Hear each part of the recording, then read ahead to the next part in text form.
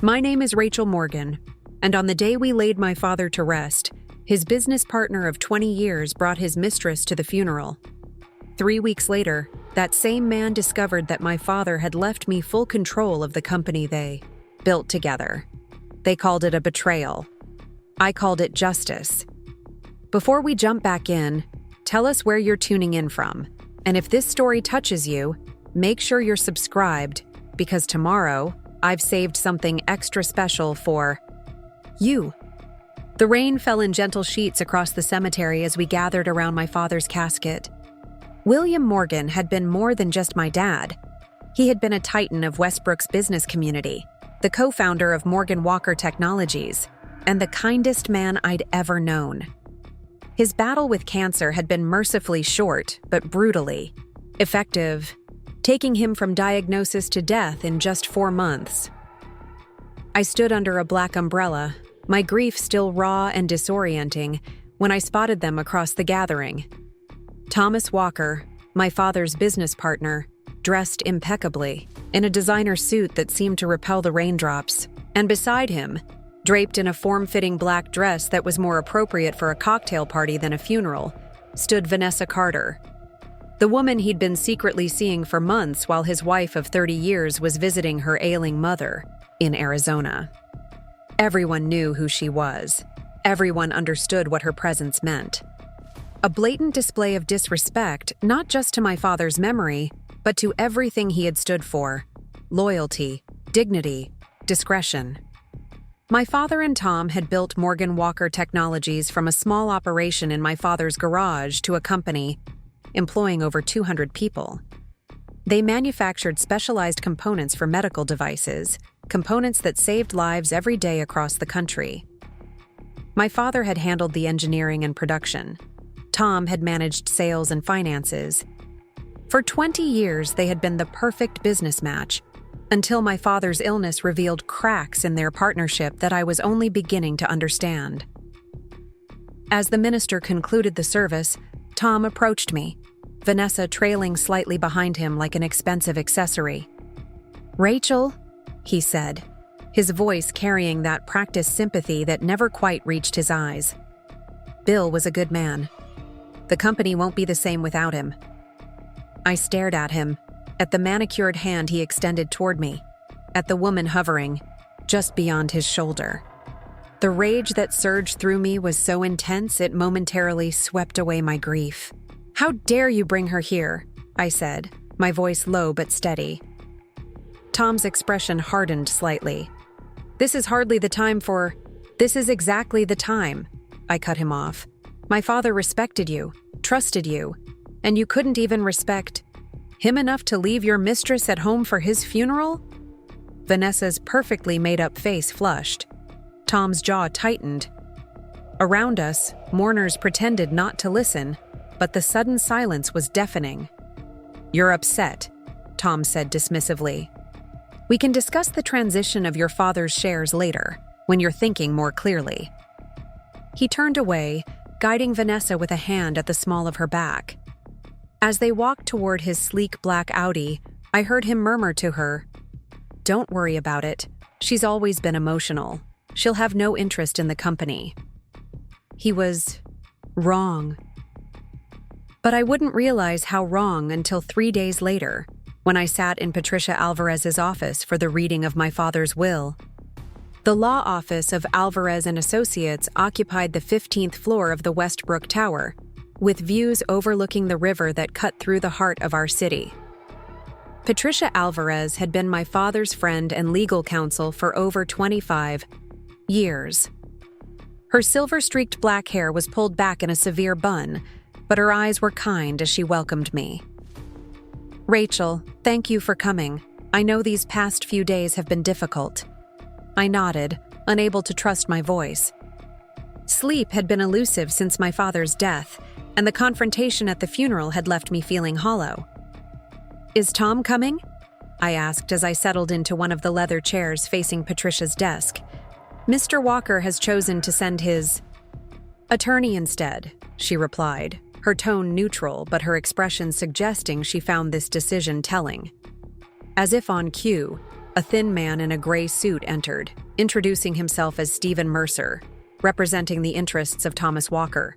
Patricia began the proceedings, reviewing the standard bequests, the family home to me, various charitable donations, gifts to longtime employees, all expected. But then she reached the portion of the will concerning Morgan Walker Technologies, and the air in the room seemed to change. Regarding my 51% ownership stake in Morgan Walker Technologies, Patricia read, "I leave all shares in their entirety to my daughter, Rachel Elizabeth Morgan, along with my seat as chairperson of the board." The silence that followed was absolute. Stephen Mercer's pen froze mid-note. "There must be some mistake," he said finally. Mr. Walker was under the impression that Mr. Morgan's shares would be divided, with a significant portion offered to Mr. Walker for purchase, as they had discussed. Patricia shook her head. "There is no mistake. William amended his will 2 months ago after his diagnosis. The instructions are quite clear." She slid a document across the desk toward me. "Rachel, your father also left this letter for you. He asked that you read it privately." The meeting concluded shortly after, with Stephen Mercer making thinly veiled threats about potential challenges to the will. But Patricia assured me later that my father had been meticulous in his planning. The will was ironclad. Back in my downtown apartment, I finally opened my father's letter with trembling hands. His familiar handwriting, now slightly shaky from his illness, filled the pages. "My dearest Rachel," it began. "If you're reading this, then I've lost my battle sooner than I'd hoped. I'm sorry to leave you with such a burden, but also with what I hope you'll see as an opportunity. For months before my diagnosis, I'd been noticing discrepancies in the company finances. Small at first, then larger. Funds redirected to development. Projects that didn't exist. Contracts with inflated prices where the difference disappeared into offshore accounts. I confronted Tom, but he denied everything. Without proof, it was his word against mine. The company we built together meant everything to me, not just because of what we created, but because I always saw it as your inheritance. Tom knows you, studied engineering, that you interned with us during college, that you understand the business. That's why he fears you. He assumed I would leave my shares to be divided among the board, giving him effective control. I'm leaving you this mess not as a burden, but because I know you're the only one strong enough to fix it. Tom underestimates you. He always has. Use that. You have the intelligence, the education, and the heart to lead this company. But be careful. Tom won't give up control easily, and he has allies on the board. I love you, sweetheart. I believe in you. Make it yours." I sat in the growing darkness of my apartment, my father's letter clutched in my hands, tears streaming down my face. Grief and anger mixed with a new emotion. Determination. What my father didn't know, couldn't have known, was that I had resources of my own. After graduating with my engineering degree, I hadn't pursued a position at Morgan Walker, as everyone expected. Instead, I'd spent the past 3 years working for a competitor, learning everything I could about the industry, making connections, understanding the market from the outside. I'd wanted to prove myself on my own terms before joining the family business. Now, those 3 years of experience had become my greatest asset. The next morning, Tom called. His tone was carefully controlled, but I could hear the fury simmering beneath his practiced calm. "Rachel, we need to talk about this situation. Your father wasn't thinking clearly at the end. He didn't understand the complexities of the business, or how disruptive this would be." "I disagree," I replied calmly. He knew exactly what he was doing. "You have no experience running a company," Tom continued as if I hadn't spoken. "The board won't accept this. I'm prepared to make you a generous offer for the shares, well above market value. You could live comfortably, pursue whatever interests you have. No responsibilities, no complications." "That's very thoughtful," I said, allowing a hint of steel to enter my voice. But I'll be at the office tomorrow morning to meet with the executive team. 9 o'clock. I expect you'll want to be there. He was silent for a long moment. This is a mistake, Rachel. You're not equipped for this world. 9 o'clock, Tom. Don't be late.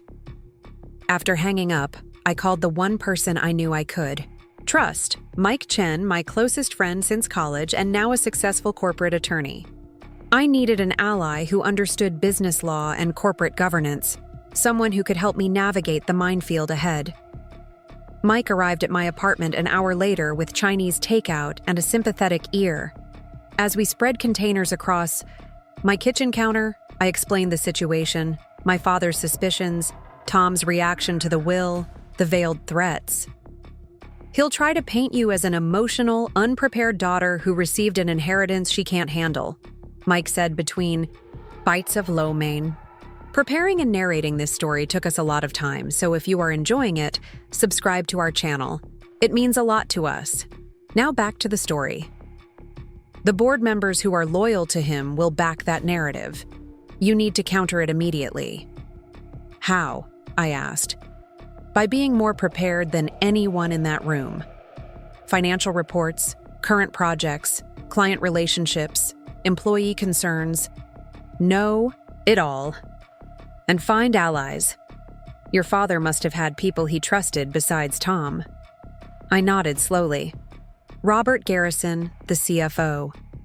Dad always said Bob was the most honest man he knew. Start there, Mike advised. But be careful who you trust. If your father was right about financial irregularities, others might be involved. That night, I didn't sleep. Instead, I prepared. I reviewed the company's public financial reports, analyzed their recent product launches, studied their client list, and carefully examined the backgrounds of each board member. I created a detailed presentation outlining my vision for the company's future. A vision that built on my father's legacy while introducing new directions that leveraged my experience with emerging technologies. By dawn, I felt as ready as I could be. I dressed carefully in a tailored navy suit, professional, respectful, but with a quiet authority. As I fastened my father's watch around my wrist, his lucky watch, he'd called it, I made him a silent promise. I would protect what he had built. The Morgan Walker Technologies headquarters occupied a gleaming glass building in Westbrook's business district. I'd visited many times while my father was alive, but never with such purpose. As I walked through the lobby, employees stopped to offer condolences. Many seemed surprised to see me, clearly unaware of the changes the will had brought. The executive conference room was already full when I arrived precisely at 9. Tom sat at the far end of the table, the position my father had traditionally occupied. It was a calculated move, a visual reminder of where he thought power now resided. Around the table sat the 7 other executives who formed the company's leadership team. Rachel, Tom said, rising with a smile that didn't reach his eyes. We weren't sure you'd actually come. This can all be overwhelming, especially in a time of grief. I set my portfolio on the table, meeting his gaze directly. Thank you for your concern, Tom, but I'm exactly where I need to be. Before he could respond, I addressed the room. Good morning, everyone. Thank you for being here. I know my father's passing has created uncertainty, and the terms of his will may have come as a surprise to some of you. I paused, looking at each face around the table. Some showed curiosity, others wariness. Robert Garrison, the CFO, watched me with what seemed like cautious hope. Let me be clear, I continued. I have no intention of disrupting the excellent work this company does. The life-saving components you engineer and manufacture are my father's greatest legacy. But I do intend to honor his final wishes by taking an active role in the company's leadership. Tom cleared his throat. Rachel, while we all appreciate your enthusiasm, this isn't as simple as stepping into your father's shoes. The board will need to vote on any leadership changes, and they'll want someone with proven experience. Like bringing inappropriate guests to a business partner's funeral? I interrupted, my voice level but firm. Or perhaps like the financial irregularities my father uncovered in the months before his death? The room went still. I saw Robert Garrison's eyes widen slightly. Tom's face darkened. "I don't know what you're talking about," he said coldly. I smiled. "Then you have nothing to worry about during the full financial audit I'll be initiating next week." For the next hour, I presented my vision for Morgan Walker Technologies, expanding our medical component line while exploring applications in renewable energy, tightening financial oversight, and improving employee benefits. I answered questions, addressed concerns, and demonstrated that I understood not just the engineering side my father had managed, but the business operations as well. By the time the meeting concluded, the dynamic in the room had shifted. I hadn't won everyone over. Tom's closest allies still regarded me with skepticism, but I'd created doubt in their unified opposition. And more importantly, I'd found potential allies, particularly in Robert Garrison, who had stayed behind as others filed out. "Your father would be proud," Robert said quietly once we were alone.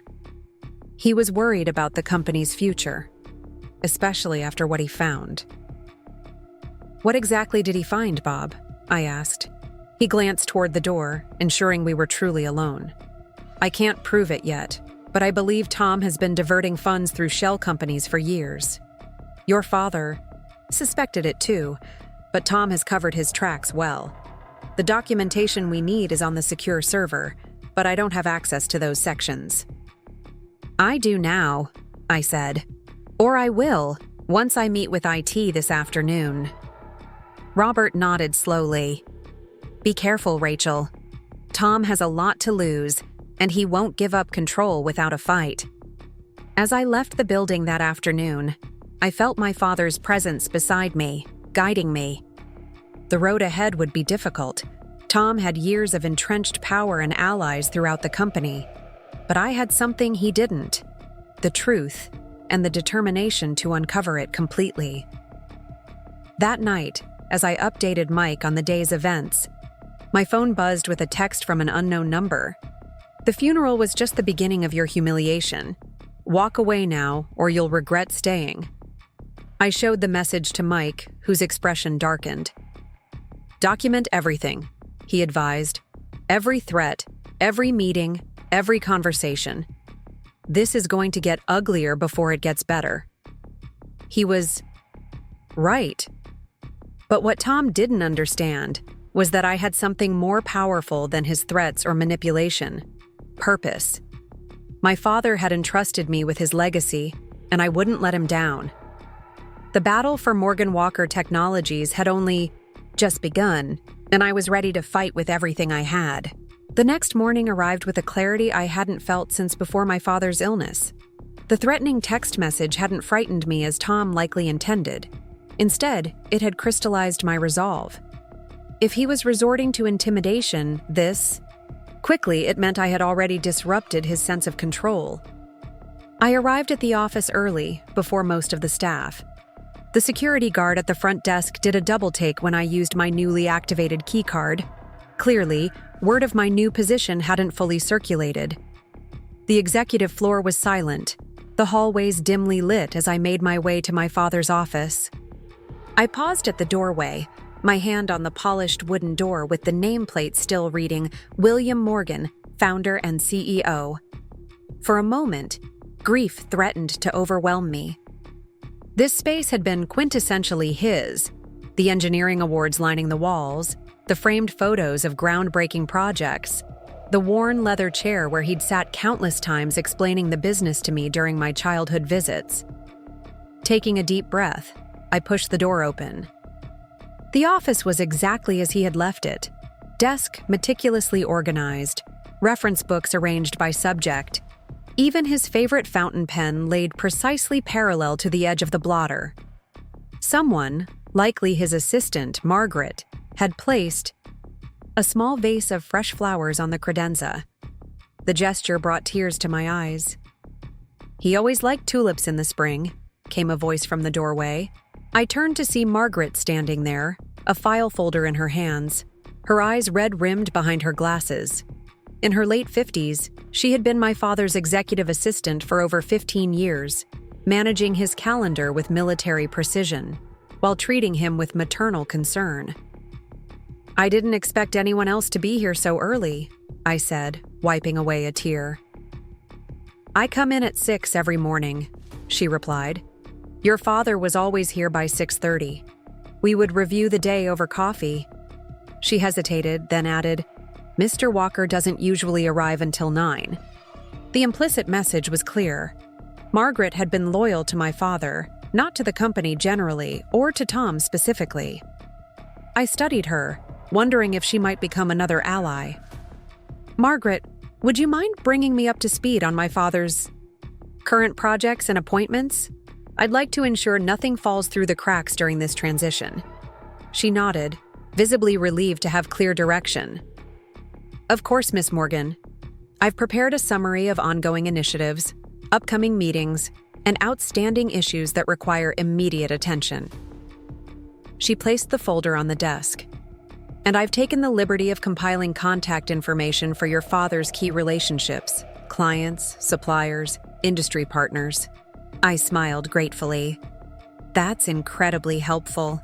And please, call me Rachel." For the next hour, Margaret walked me through the daily operations that had been my father's responsibility. The breadth of his involvement in the company was remarkable. From engineering oversight to client relationship management to employee welfare programs, the task of filling his shoes seemed suddenly overwhelming. "There's something else you should know," Margaret said, her voice dropping slightly. "Your father asked me to keep a separate file of concerning activities he'd noticed in recent months. Things involving Mr. Walker." My pulse quickened. "What kind of activities?" She moved to the credenza and slid her hand along the underside of the middle drawer. With practiced fingers, she pressed something, and a small, hidden compartment popped open. From it, she withdrew a USB drive. "Your father became suspicious about 8 months ago," she explained, handing me the drive. Meetings Mr. Walker held that weren't on the official calendar. Financial reports with discrepancies, contracts with unusual terms. He asked me to help him document everything. I stared at the small device in my palm. Why didn't he take this to the board or to the authorities? Margaret's expression tightened. He was gathering evidence. He said accusations without proof would only give Mr. Walker time to cover his tracks. Then the cancer diagnosis came, and everything accelerated. Her voice broke slightly. He was running out of time. The weight of responsibility pressed more heavily on my shoulders. My father hadn't just left me the company. He'd left me his unfinished investigation. Thank you, Margaret. This could be invaluable. There's more, she continued. Mr. Walker has called an emergency board meeting for tomorrow morning. He didn't include you on the notification. My jaw tightened. What's the agenda? Officially, to discuss leadership transition in light of recent events. Unofficially, I believe he's going to try to challenge your father's will and have himself named interim CEO until the matter is resolved. This move was expected, but the speed surprised me. Tom was clearly rattled by my appearance at yesterday's executive meeting and wanted to reassert control quickly. Who sits on the board currently? I asked. 7 members, Margaret replied.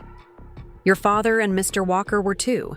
The others are Robert Garrison, whom you've met, David Hutchins, VP of Sales and a close ally of Mr. Walker, Dr. Helen Chen, our research director who generally aligned with your father, James Patel, an outside investor who usually stays neutral, and Sophia Rodriguez, the former chief legal officer who retired last year but retained her board seat. I mentally tallied potential votes. If Tom had David Hutchins firmly in his corner, and I could count on Robert Garrison and possibly Dr. Chen, that left James Patel and Sophia Rodriguez as the swing votes. I need to speak with Sophia Rodriguez before the meeting, I said. Can you arrange that? Margaret nodded. I'll call her immediately. She respected your father enormously. By mid-morning, the office was bustling with activity. Employees stopped by, ostensibly to offer condolences but clearly curious about my presence in my father's office. I greeted each one warmly, asking about their work and listening to their perspectives on the company. These conversations were invaluable. Not only was I gathering information about the company culture, but I was also beginning to build relationships with the people who would be essential to any changes I wanted to implement. Around 11, Robert Garrison knocked on my open door. "Rachel, do you have a moment?" he asked, glancing nervously over his shoulder. "Of course, Bob. Come in." He closed the door behind him, an unusual action in the company's typically open culture. "I've been reviewing the files you requested yesterday, the special project accounts that Tom has been personally overseeing." "And?" I prompted when he hesitated. Robert ran a hand through his thinning hair. "There are significant irregularities, payments to consultants with vague deliverables, development costs for products that never materialized, and a pattern of fund transfers to a holding company called Meridian Ventures." Who owns Meridian Ventures? That's where it gets complicated. On paper, it's owned by a series of shell companies. I've been trying to trace the ownership structure, but it's deliberately obscured. I leaned forward. "What's your gut telling?" "You, Bob." His expression was pained. "That Tom has been systematically siphoning money from the company for years. Conservative estimate? At least $12 million. The figure stunned me. How could this have gone undetected for so long? Tom has direct oversight of financial operations. That was the agreement he and your father made when they started the company. Bill handled engineering and production. Tom handled sales and finances. They trusted each other." He paused. "And Tom is very good at covering his tracks. He created legitimate-looking documentation for everything. Only when you start digging deeper do the inconsistencies appear." I thought of the USB drive Margaret had given me. I may have additional information that could help connect the dots. But we need to move carefully. Tom's called an emergency board meeting for tomorrow. Robert nodded grimly. "I know. He's going to try to have himself named interim CEO and you removed from operational involvement. He'll argue that the company needs experienced leadership during this transition." "How do you think the board will vote?" "David will support Tom without question. I'll support you. Dr. Chen respected your father, but might be persuaded that stability is important, right? Now, the others." He shrugged. "It could go either way." "Then I need to make my case compelling," I said, already formulating a strategy. "And I need concrete evidence of Tom's financial misconduct before the meeting." Robert hesitated. "Rachel, be careful. If Tom realizes we're investigating him, he could accelerate whatever he's planning. Or worse, start destroying evidence." His warning sent a chill through me. "We'll need to work quickly and discreetly. Can you pull together a complete analysis of these irregular accounts by tonight?" "I'll try," he promised. "But accessing some of these records might raise flags in the system." An idea formed. "What about Jake in IT? My father always said he was the best systems person we had." Robert's expression brightened. "Jake Miller. Yes, he's brilliant. And he was devoted to your father. Bill sponsored his work visa and helped him get his citizenship last year." "Let's bring him in," I decided, "but keep the circle small for now." As Robert left to find Jake, my phone rang.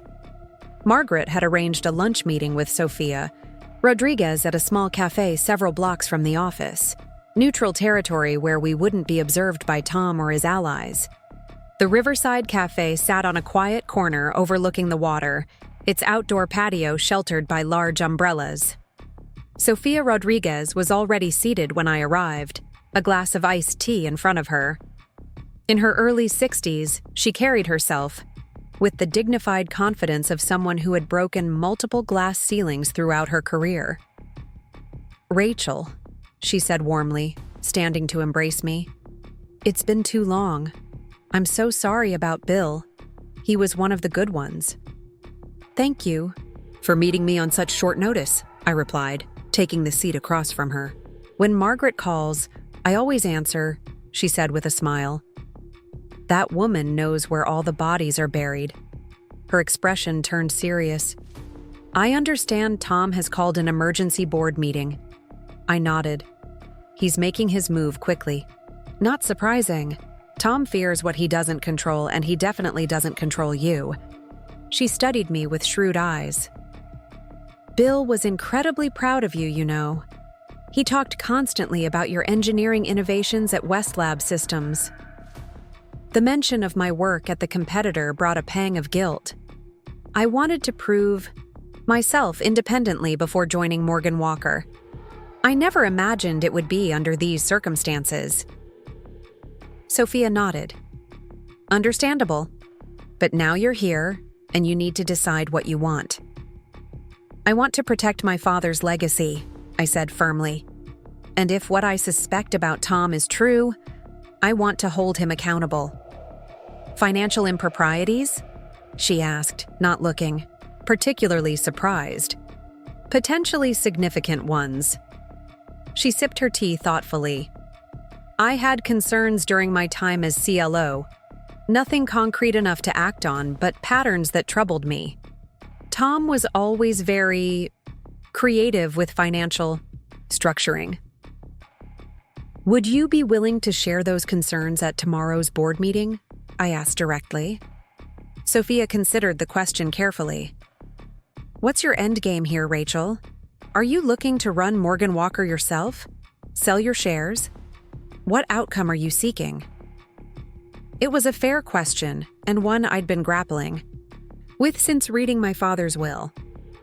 "Initially, I just wanted to honor my father's wishes," I admitted. "But now that I've started looking under the hood, I believe the company needs significant changes, more transparency, better ethical guardrails, a return to the values my father brought to the business." I leaned forward. "And yes, I intend to take an active leadership role, at least through this transition. I have the engineering background and industry experience to do it." Sophia's expression was appraising. "You sound like Bill. He always said technology without ethics was dangerous." She nodded decisively. "I'll share my concerns at the meeting. But Rachel, you need to be prepared. Tom won't go down without a fight, and he fights dirty." "I'm counting on it," I replied. "Sometimes the only way to expose someone's true character is to back them into a corner." By the time I returned to the office, Jake Miller from IT had been discreetly brought into our small circle of trust. A brilliant systems architect in his early 30s, Jake had the kind of specialized knowledge that made him invaluable and often overlooked in the company hierarchy. "Miss Morgan," he greeted me, his slight accent betraying his Eastern European origins. "I understand you need assistance with some sensitive data recovery." "Please, call me Rachel," I said, closing my office door. "And yes, but this needs to stay absolutely confidential." Jake nodded solemnly. "Your father helped me bring my family to this country. Anything you need, just ask." I explained the situation, the financial irregularities, Tom's emergency board meeting, our need to access records that might be deliberately obscured. "The USB drive Margaret gave you," Jake said thoughtfully. "May I see it?" I retrieved it from the locked drawer where I'd secured it. Jake plugged it into his laptop and began navigating through files, his expression growing increasingly impressed. "Your father was methodical," he commented. "These are screen captures of financial transactions, email exchanges, calendar entries, all documenting suspicious activities." He looked up. "But there are references here to other files he couldn't access. Server locations that would have been restricted. Can you get to them?" I asked. A small smile played at the corners of his mouth. System security is designed to keep outsiders out. As the daughter of the founder and majority shareholder, you're hardly an outsider. I need everything you can find before tomorrow's board meeting, I urged, especially anything connecting Tom to Meridian Ventures. Jake's fingers flew across the keyboard. I'll need a few hours, and it would be best if I worked from a secure location outside the main network. Use my father's home office, I suggested, writing down the alarm code and address. No one's there, and he has a separate fiber line installed specifically because he was concerned about network security here. Jake nodded. I'll go now. Mr. Garrison has already provided me with the specific transaction IDs and account numbers to focus on. As he left, my phone buzzed with a text from Tom. We should discuss tomorrow's board meeting. Dinner at the Yao.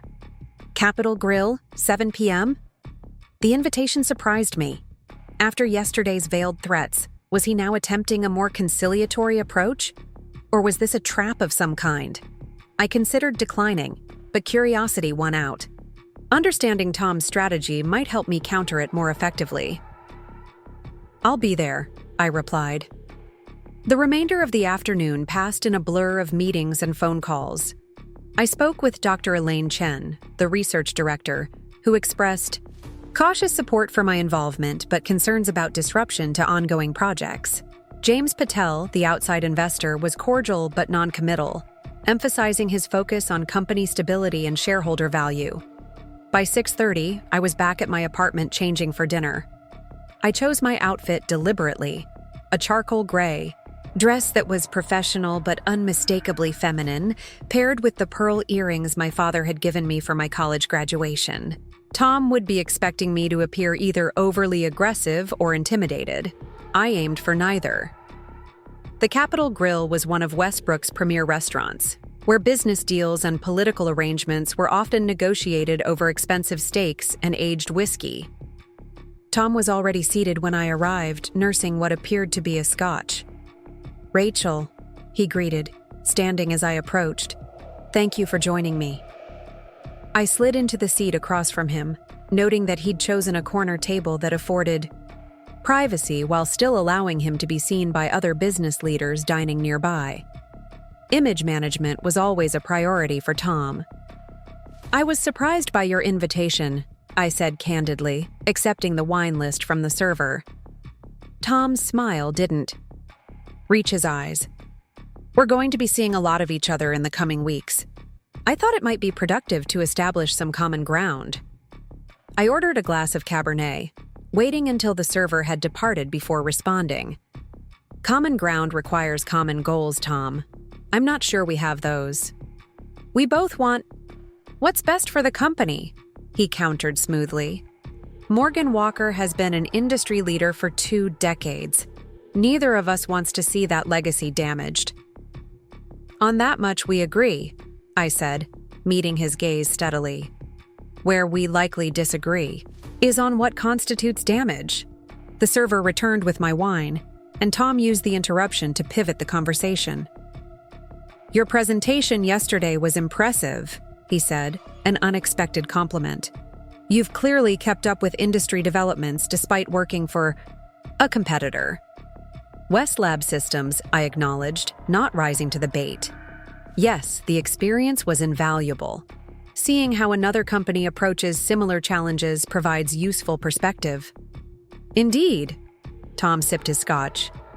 Though some might consider it a conflict of interest, your having worked so recently for a direct competitor. And there, it was. The first hint of his strategy for tomorrow's meeting. He would try to paint me as an outsider, possibly even a corporate spy, rather than the rightful heir to my father's company. I resigned from West Lab the day after my father's will.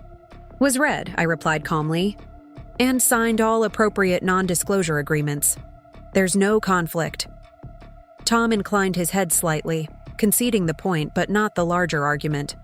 Still, the board may have concerns about your experience. Running a department at West Lab is quite different from leading a company of Morgan Walker's size and complexity. I'm well aware of the challenges, I said. Fortunately, my father assembled an excellent executive team. With their expertise and my leadership, I'm confident we can navigate this transition successfully. Our steaks arrived, and for a few minutes, conversation paused as we began our meals. I used the break to gather my thoughts, to remind myself not to be drawn into Tom's manipulations. "I've been thinking about your father a lot these past few days," Tom said finally, his tone softer, almost nostalgic. 20 years we worked together, built something remarkable from nothing." He shook his head. "Bill was brilliant with technology, with seeing possibilities others missed." The genuine admiration in his voice caught me off guard. "He respected your business acumen," I offered, the closest to a reciprocal compliment I could manage truthfully. "We complimented each other," Tom agreed, "which is why I was surprised by his decision to leave his shares entirely to you, with no provision for company leadership continuity." "Perhaps he believed I could provide that continuity," I suggested. Tom's expression hardened slightly. "Rachel, let's be direct with each other. You're an intelligent woman with impressive credentials, but Morgan Walker employs over 200 people.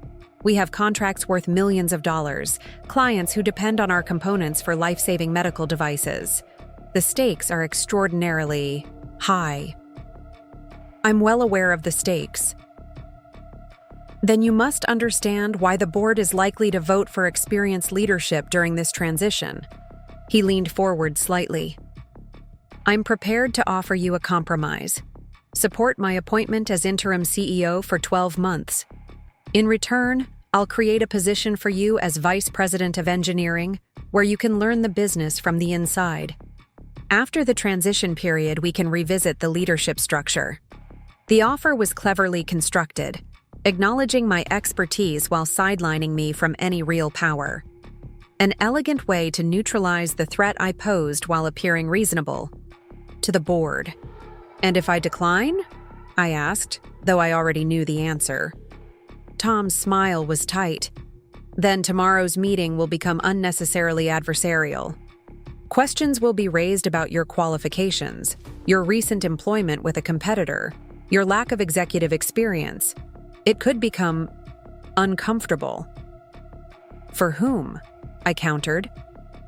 He ignored the question. "You have until morning to consider my offer. I truly hope you'll see the wisdom in a cooperative approach." As the dinner concluded and we walked outside, Tom maintained his facade of collegial concern. But as he handed the valet his ticket, he added one parting comment, his voice low and sharp. "One more thing you should consider, Rachel. Your father may have left you his shares, but there are aspects of our company structure and history that you know nothing about, paths you don't want to go down." With that cryptic warning, he slid into his car and drove away, leaving me standing on the sidewalk with a growing certainty. Tom Walker was not just financially corrupt, he was genuinely dangerous. Back at my father's house, the familiar surroundings both comforted and haunted me. Every corner held memories. Him teaching me to play chess at the dining room table, explaining complex engineering principles with household objects, celebrating my college acceptance with champagne on the back. Patio? Now those spaces felt hollow, populated by ghosts of conversations we would never finish. I made my way to his home office, where Jake Miller had set up shop hours earlier. The room looked like a digital war room, multiple laptops open, cables, snaking across the antique desk, empty coffee cups testifying to the intensity of his work. Jake's eyes were bright, despite the late hour. "You're just in time," he said without preamble. "I've found it." "Found what exactly?" I asked, shrugging, off my coat. "The connection." He gestured me over, pointing to a complex diagram on his screen. Meridian Ventures isn't just receiving funds from Morgan Walker. It's the center of an elaborate network of shell companies. And look who controls it all. He pulled up a document. Registration filing from the Cayman Islands. There, listed as the beneficial owner of the parent company that controlled Meridian Ventures, was Thomas Walker. How much? I asked, my voice tight. Total transfers over the past 5 years, approximately 14. $3 million, all carefully disguised as consulting fees, development costs, and licensing agreements. The amount staggered me. He's been stealing from the company since before my father got sick. Yes, but the pattern accelerated after your father's diagnosis, Jake noted, pulling up a timeline of transactions. The largest transfers occurred in the past 4 months, almost as if he knew time was running out. I finished. He must have realized my father was suspicious and decided to take as much as he could before anyone discovered the scheme.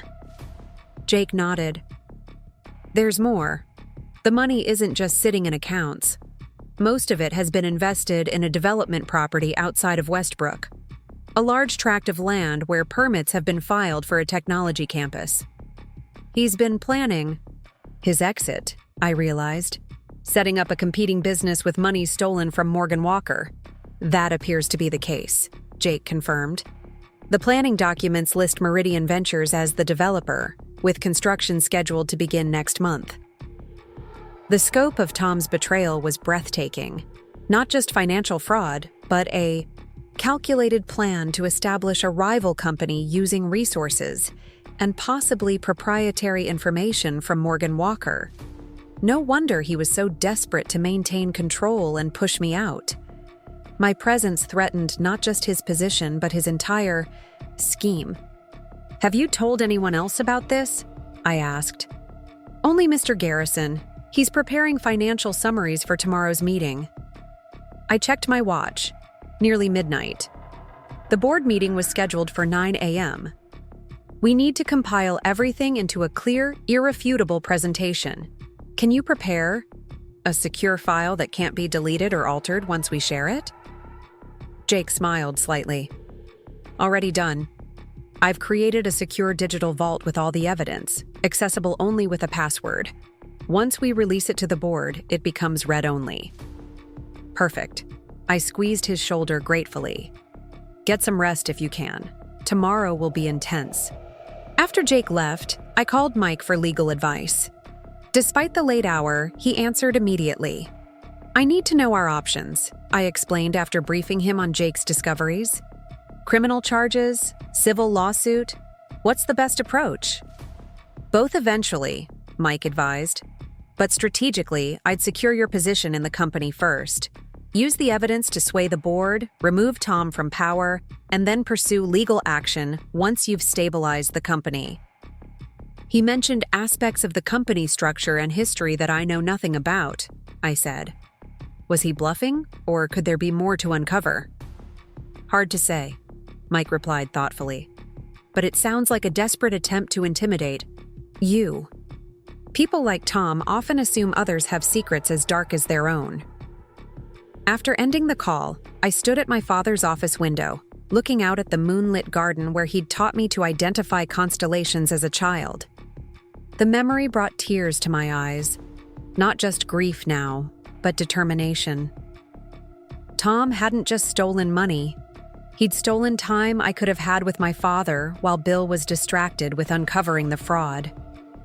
Morning arrived too quickly. I'd managed a few hours of restless sleep on the couch in my father's study, waking before dawn to shower and change into the spare clothes I kept at the house. Today's outfit was a deliberate choice. A tailored red blazer over a black dress. Power. Colors. My father always said red commanded attention in a boardroom. Robert Garrison called as I was preparing to leave. I've completed the financial analysis, he reported. The evidence is damning, Rachel. There's no possible legitimate explanation for these transfers. Have you encountered any resistance from staff? Anyone questioning what you're doing? Not yet, he replied. I've been careful. But David Hutchins was asking about my activities yesterday afternoon. He and Tom had lunch together. Keep everything close until the meeting, I instructed. I don't want Tom having any advance warning. I arrived at Morgan Walker headquarters 45 minutes before the scheduled meeting. The executive floor was quieter than usual. Word of the emergency board meeting had spread, creating an atmosphere of tense anticipation. As I passed Tom's office, I noticed his door was closed, voices murmuring inside. Likely last-minute strategy with his allies. Margaret intercepted me before I reached my father's office. "Ms. Rodriguez and Dr. Chen are already here," she whispered. "They're waiting in the small conference room. Mr. Patel just called. He's running 10 minutes late." This was unexpected but potentially advantageous. A chance to speak with two board members before Tom realized they had arrived. "Thank you, Margaret. Please let me know when Mr. Garrison arrives." The small conference room was tucked away at the end of the executive corridor, a space my father had used for sensitive discussions away from the more public main boardroom. Sophia Rodriguez and Helen Chen looked up as I entered, their expressions a mixture of curiosity and concern. "Rachel," Sophia greeted me. "We thought it might be useful to touch base before the formal meeting begins." "I appreciate that," I replied, closing the door and taking a seat across from them. "I suspect today's meeting may contain some surprises." Dr. Chen, a brilliant researcher with a no-nonsense manner, studied me intently. "Tom is pushing for interim CEO status with board oversight.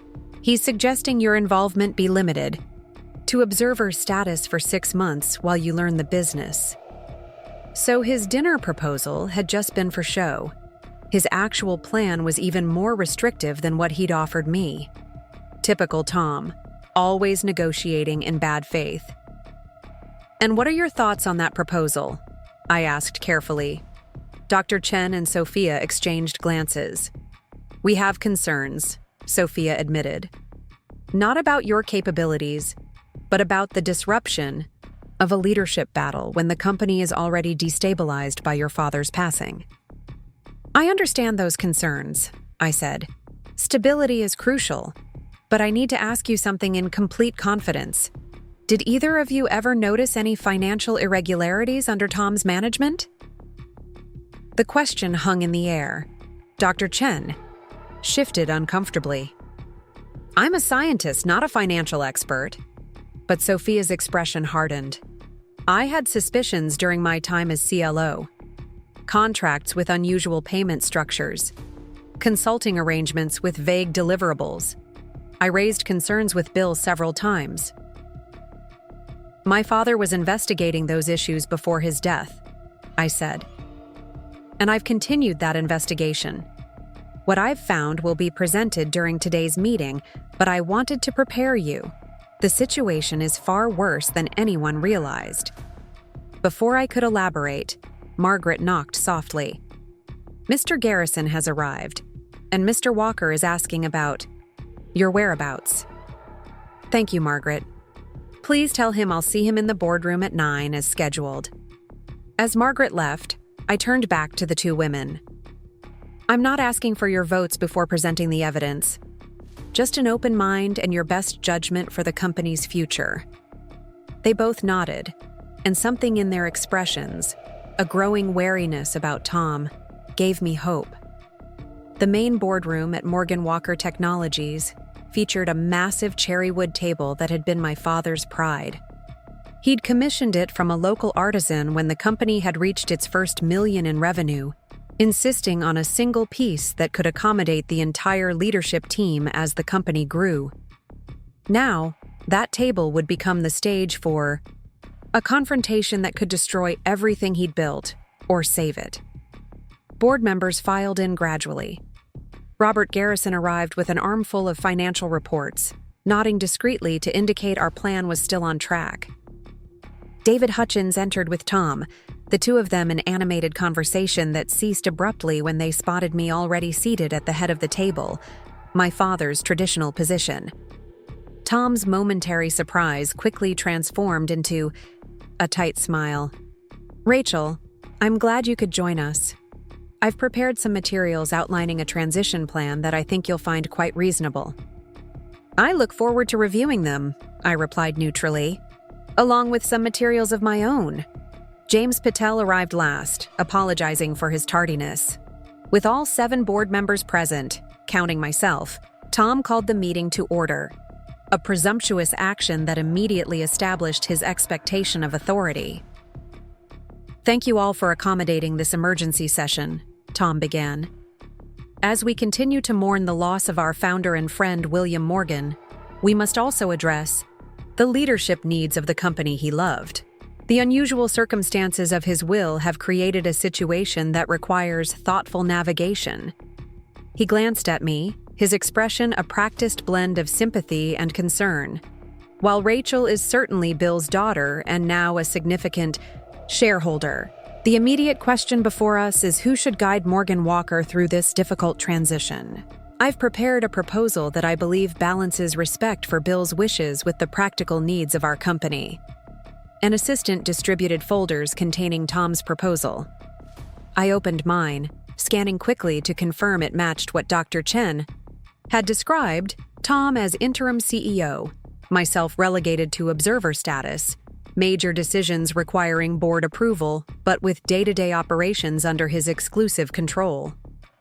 "I'm proposing a 6-month transition period," Tom continued, "during which I would serve as interim CEO. Rachel would be welcome to attend all executive meetings, learn the business operations, and prepare to take on a more significant role in the future. After the transition period, we would reassess leadership needs based on company performance and Rachel's readiness for greater responsibility." He paused, surveying the room with the confident air of someone who believes they've already secured victory. "I believe this approach honors Bill's intentions while providing the stability our employees, clients, and shareholders need during this difficult time." David Hutchins, as expected, immediately voiced his support. "This seems like a sensible compromise.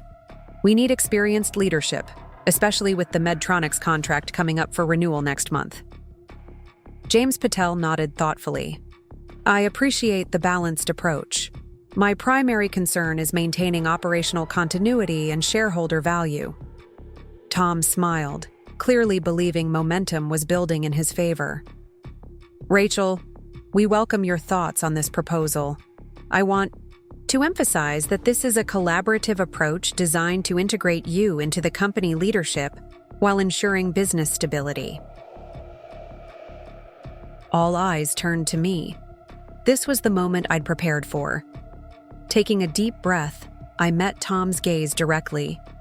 "Before I address your proposal, Tom, I'd like to share some information that's directly relevant to our leadership discussion." Looked around the table.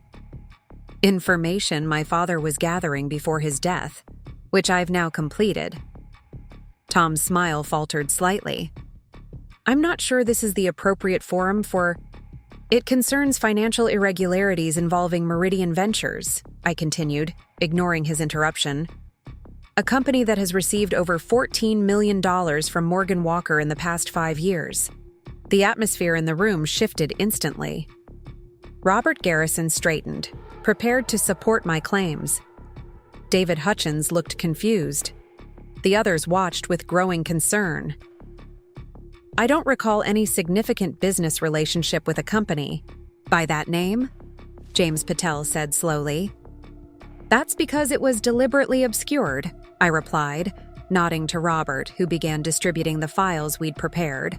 "Mr. Garrison, our CFO, has compiled a complete financial analysis. I'll allow him to present the findings." Tom's face had drained of color. "This is inappropriate and premature. Any financial concerns should be addressed through proper channels, not sprung on the board without warning." "The proper channel is sitting right here," I countered, gesturing to the assembled board members. "And given that you called this emergency meeting to determine company leadership, the financial management of our current leadership is entirely relevant." Robert stood, his manner professionally composed despite the tension crackling through the room. "Board members, the documents before you outline a pattern of financial transactions dating back 5 years. These transactions were structured to appear legitimate: consulting contracts, technology licensing, development partnerships. But upon closer examination, they show consistent irregularities." He proceeded to walk the board through the evidence we'd compiled. Shell companies created solely to receive Morgan Walker funds, services never delivered, products never developed, and most damning of all, The Ultimate Beneficial Ownership of Meridian Ventures by Thomas Walker. As Robert spoke, Tom's expression transformed from shock to cold fury. When Robert revealed the land development plans, Tom's apparent intention to establish a competing technology campus, Tom finally interrupted. "These allegations are not only false but malicious," he snapped. "I've never heard of Meridian Ventures. This is clearly a fabrication designed to undermine my leadership at a vulnerable moment for the company." "The documentation is quite detailed," Sofia Rodriguez observed, her legal training evident in her measured tone. "These banking records appear legitimate, as do the ownership filings from the Cayman Islands." "Forgeries," Tom insisted. "Rachel has worked for a direct competitor until very recently. This could well be corporate espionage designed to create chaos within our leadership. It was a desperate gambit, but I had anticipated it. The financial records came directly from our company's secure servers, accessed under my authority as majority shareholder. Their authenticity can be verified by any independent auditor." I turned to Jake Miller, who had been waiting quietly at the back of the room. "Mr. Miller from our IT department can confirm the provenance of these documents and provide access to the secure vault where the original files are stored." Jake stepped forward, his technical explanation leaving no doubt about the authenticity of our evidence.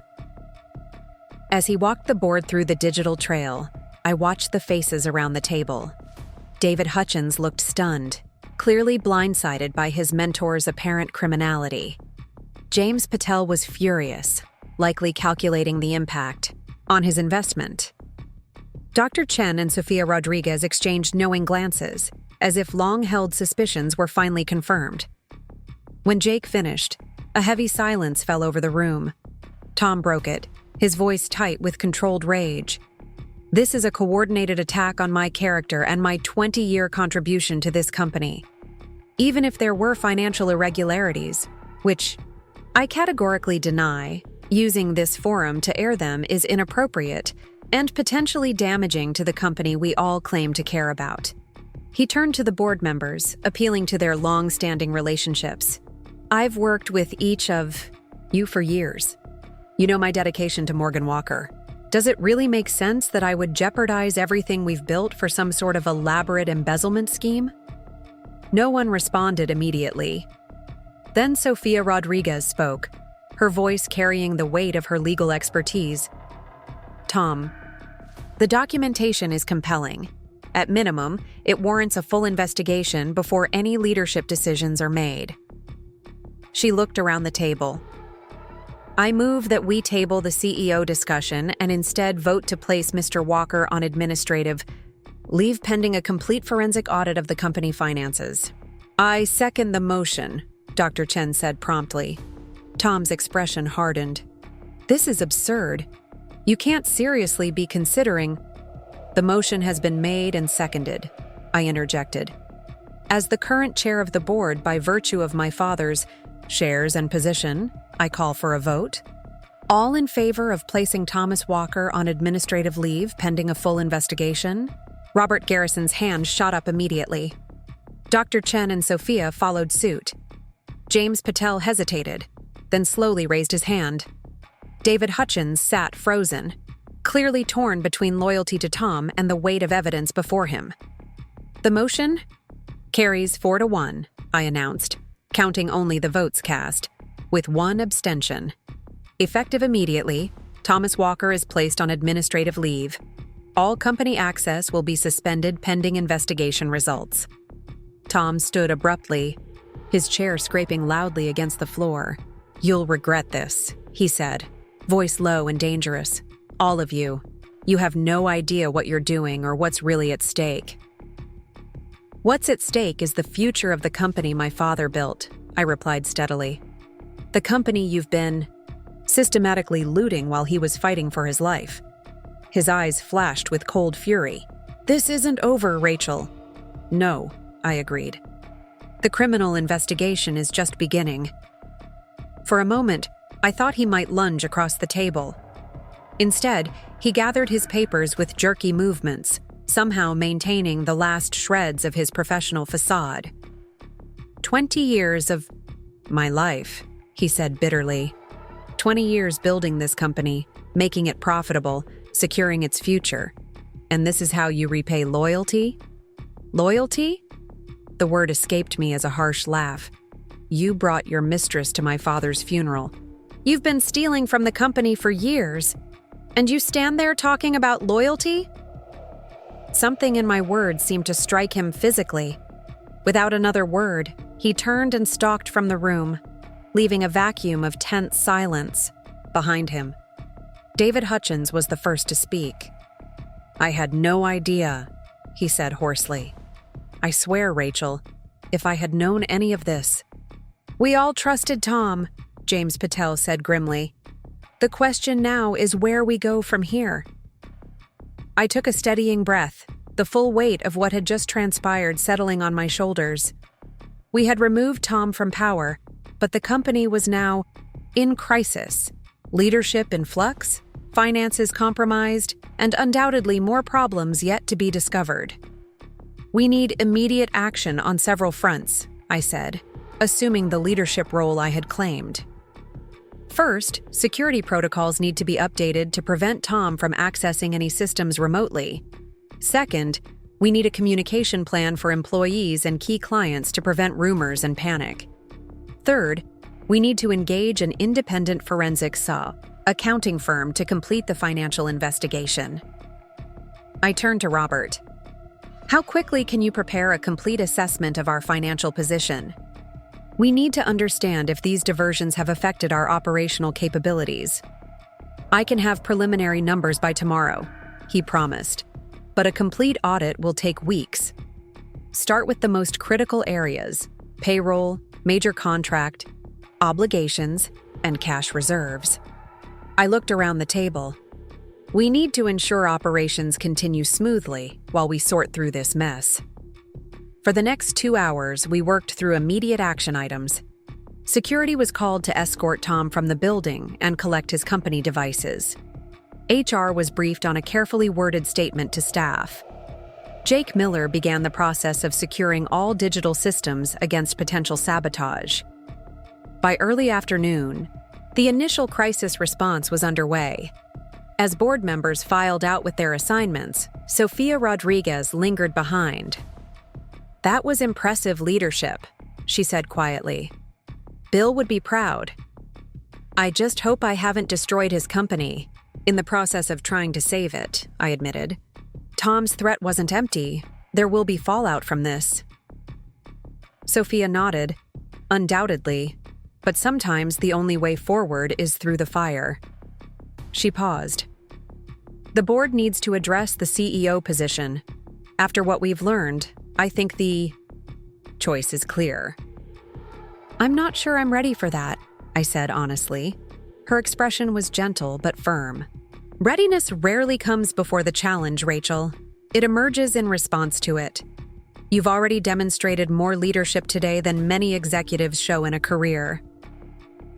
After she left, I sat alone in the boardroom, the events of the morning still reverberating through me.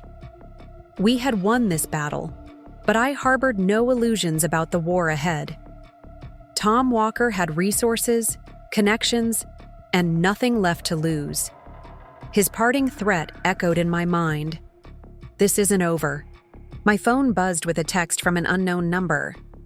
Check the safe in your father's home office, combination 24 to 36 to 18. You'll find what he couldn't tell you, and what Tom would kill to keep hidden. I stared at the message, a chill running down my spine. The number was unfamiliar, the message cryptic, but something about it rang true.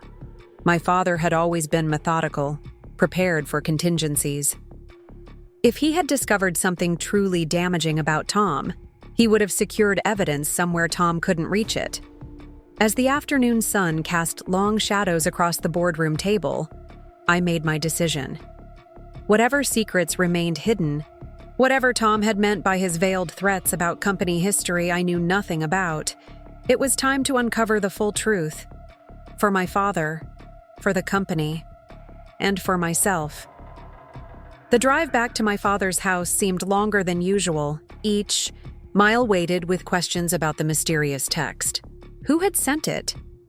How did they know about a safe I'd never seen?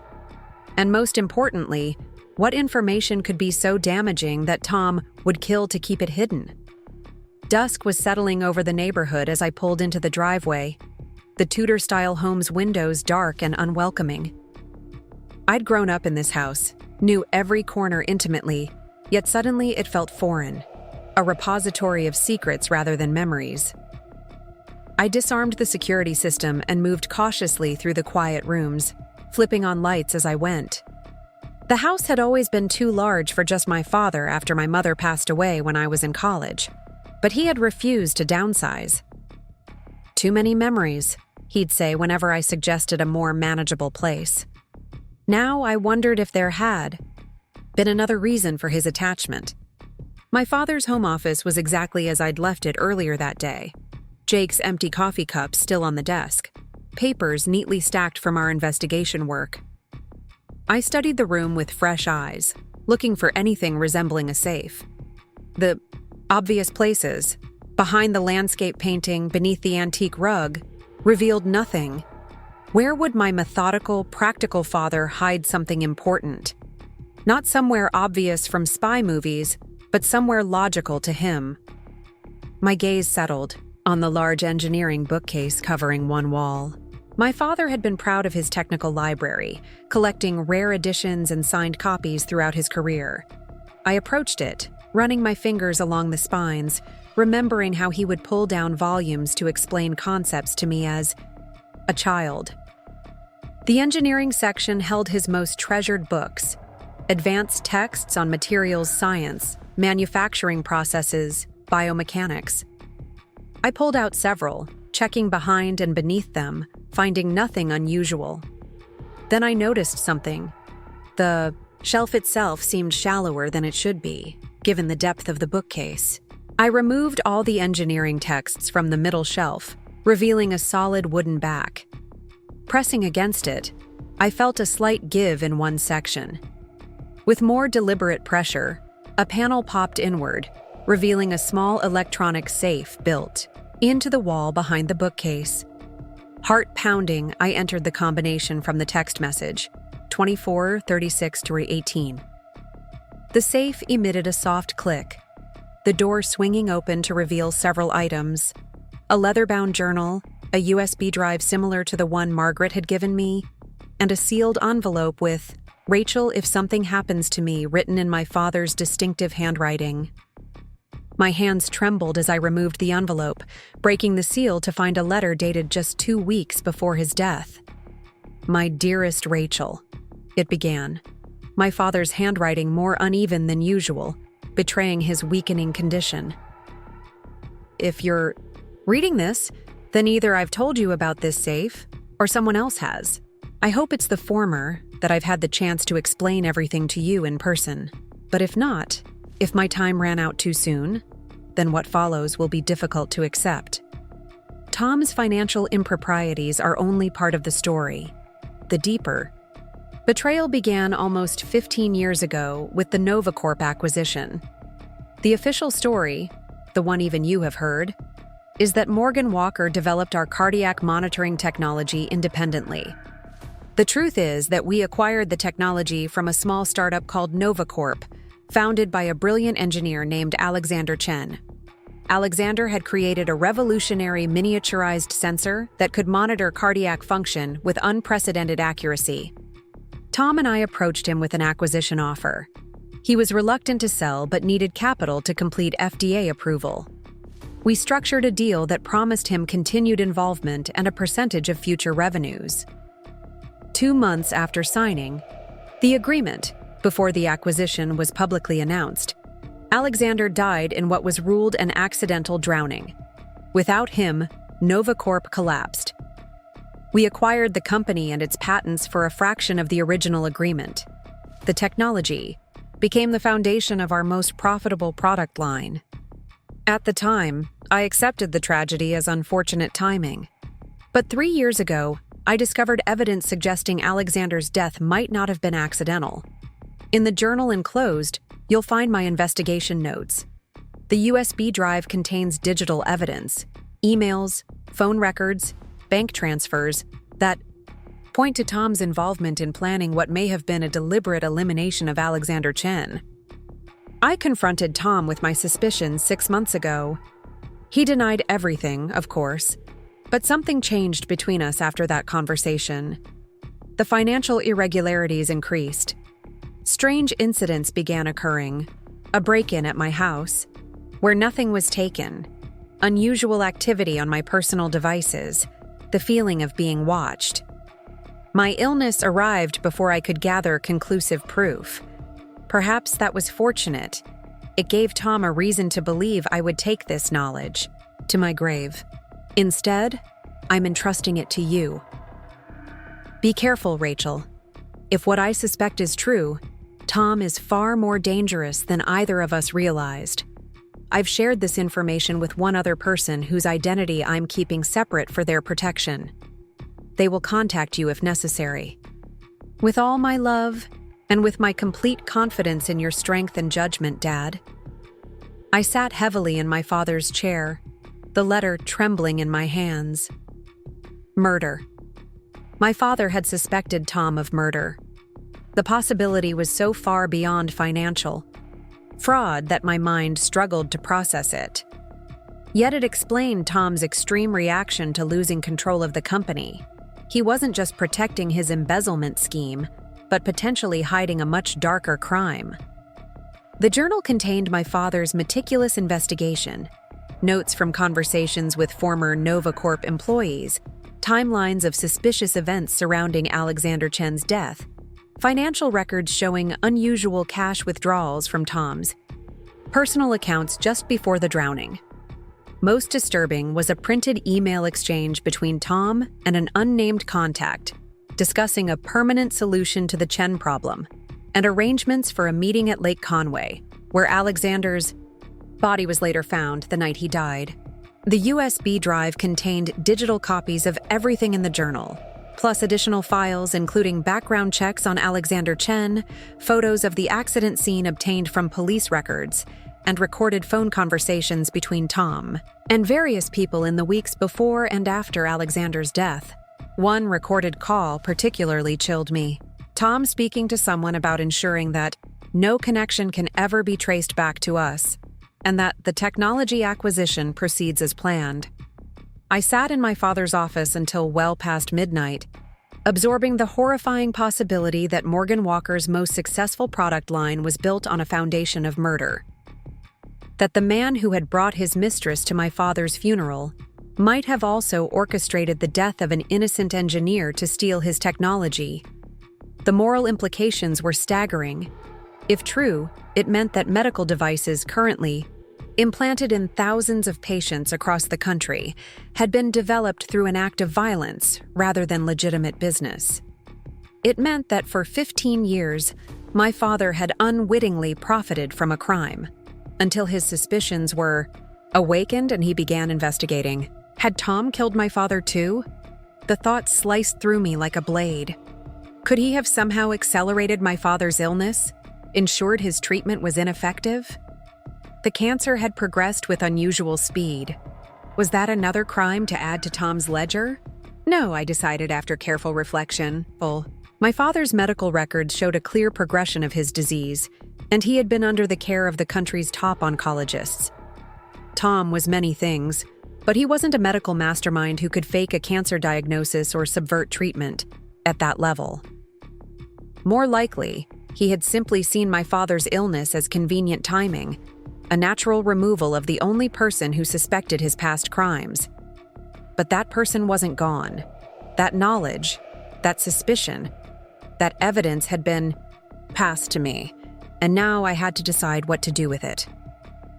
My phone rang, startling me in the quiet house. It was Mike, my friend and attorney. "Rachel, are you okay? I've been trying to reach you for hours." I glanced at my phone, noticing several missed calls.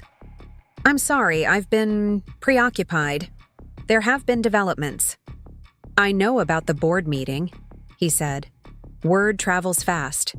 Tom Walker placed on administrative leave pending fraud investigation. That's going to be front-page business news tomorrow.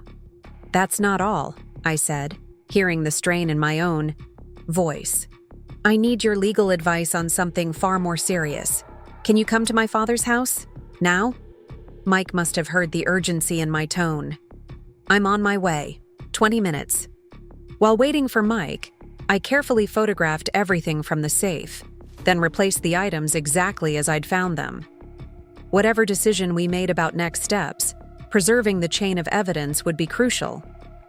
True to his word, Mike arrived 20 minutes later, looking concerned.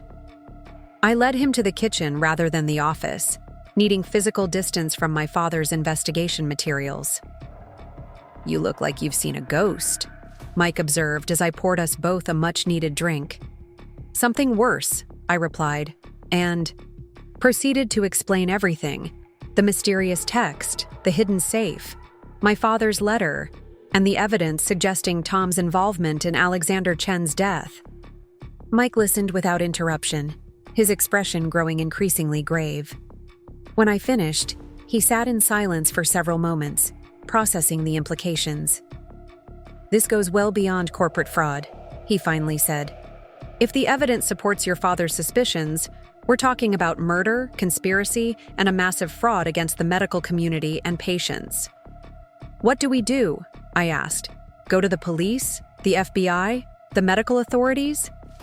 Mike tapped his fingers on the table, thinking. We need to be strategic. Right now, what you have is compelling but not conclusive. Tom would claim the evidence was fabricated by your father as part of a vendetta over the financial disputes. So, we need more proof. Yes, and we need to secure what you already have. Tom knows your father suspected him. He doesn't know what evidence your father gathered or where it might be stored. That's your advantage. He threatened that this wasn't over, I said. After the board meeting, he seemed dangerous. He is dangerous, Mike agreed. If he's capable of what your father suspected, then your safety needs to be a priority. The thought sent a chill through me. You think he might come after me next? I think someone who has successfully hidden a murder for 15 years and stolen millions of dollars has a lot to lose if exposed. We need to protect you, preserve the evidence, and build a stronger case. We spent the next hour developing a plan. Mike would connect me with a private investigator specializing in cold cases, someone with law enforcement background who could assess the evidence properly. We would secure copies of all materials in multiple locations, and most immediately, we would enhance security around me and the evidence. Don't stay here tonight, Mike advised. Tom knows this house. If he suspects your father left evidence here, it could be a target. The wisdom of his concern became apparent almost immediately. As we were preparing to leave, the security system chimed, indicating motion at the rear of the property. Mike gestured for me to stay quiet as he moved to the kitchen window, peering carefully through the blinds. There's someone in the backyard, he whispered, moving toward the back door. My heart pounded. Should we call the police? Not yet, Mike said, pulling out his phone and activating the camera. We need to know who it is first. If it's Tom or someone connected to him, that's valuable evidence. We moved silently through the darkened house to my father's study, which had a better view of the back entrance. From the window, we could see a shadowy figure examining the door lock. The security lights had been disabled, not triggered by the motion as they should have been. Mike snapped several photos with his phone, the camera operating silently without flash. The intruder was dressed in dark clothing with a hood obscuring their face, but their build and movements suggested a professional, someone with experience in breaking and entering. This isn't a random burglary, Mike whispered. They knew exactly how to disable the security lights. As we watched, the figure produced some kind of tool and began working on the door lock. This was no longer just suspicious. It was a clear break-in attempt. "Now we call the police," I said, reaching for my phone. Before I could dial, the intruder suddenly stopped, head tilting as if listening. A moment later, they quickly retreated into the darkness of the yard, disappearing over the fence with practiced efficiency. "They must have heard something," Mike said, "or gotten spooked." Seconds later, we heard it too. The distinctive sound of a police siren in the distance, growing closer. Someone in the neighborhood must have spotted the suspicious activity and called it in independently. The police arrived within minutes, sweeping the property and taking our statements. The officers were thorough, dusting for fingerprints and examining the disabled security lights and the scratches on the door lock. They classified it as an attempted burglary, promising increased patrols in the area. What we didn't tell them, not yet, was our suspicion about who might have sent the intruder. Without proof, accusing Tom Walker of orchestrating a break-in would sound like paranoia or a corporate vendetta. After the police left, Mike was adamant. "You're not staying here, and we're not leaving this evidence in the house. Grab what you need for a few days. You can stay at my place tonight, and tomorrow we'll arrange more secure accommodations." I carefully packed the contents of the safe, along with clothes and essentials. As we drove away, I glanced back at my childhood home, now a crime scene. In more ways than the police realized, the attempted break-in had confirmed our fears. Tom was already moving against me, trying to recover or destroy whatever evidence my father had left behind. The following morning brought fresh challenges. News of Tom's administrative leave had indeed made the business headlines, with speculation running rampant about the reasons. The company's stock had dropped 8% in pre-market trading, and my phone was flooded with messages from employees, board members, and journalists seeking comment. While Mike made arrangements with his trusted investigator, I held emergency calls with Robert Garrison and the board members. We agreed on a carefully worded press statement acknowledging an internal financial investigation, but providing no specific details about the allegations against Tom. "The priority is stabilizing the company," I told the group. "Robert will oversee day-to-day financial operations while we conduct a thorough review. We need to reassure employees, clients, and shareholders that Morgan Walker remains strong and committed to its mission." By mid-morning, I had checked into a hotel under a name not associated with me, using a credit card Mike had provided from his firm for such situations. The evidence from my father's safe was secured in the hotel's central vault, with copies stored in Mike's office safe and uploaded to a secure cloud server that only Mike and I could access. At noon, I met with Catherine Reeves, the private investigator Mike had recommended. A former detective with 20 years of experience, she had the sharp, assessing gaze of someone who missed nothing and the diplomatic manner of someone who had dealt with sensitive cases involving prominent people. "I've reviewed the materials you provided," she said after introductions. "Your father's suspicions have merit. The timeline, the financial transactions, the recorded conversations, they create a compelling circumstantial case." "But not enough for criminal charges?" I asked. "Not yet," she confirmed. "After 15 years, physical evidence will be extremely difficult to recover.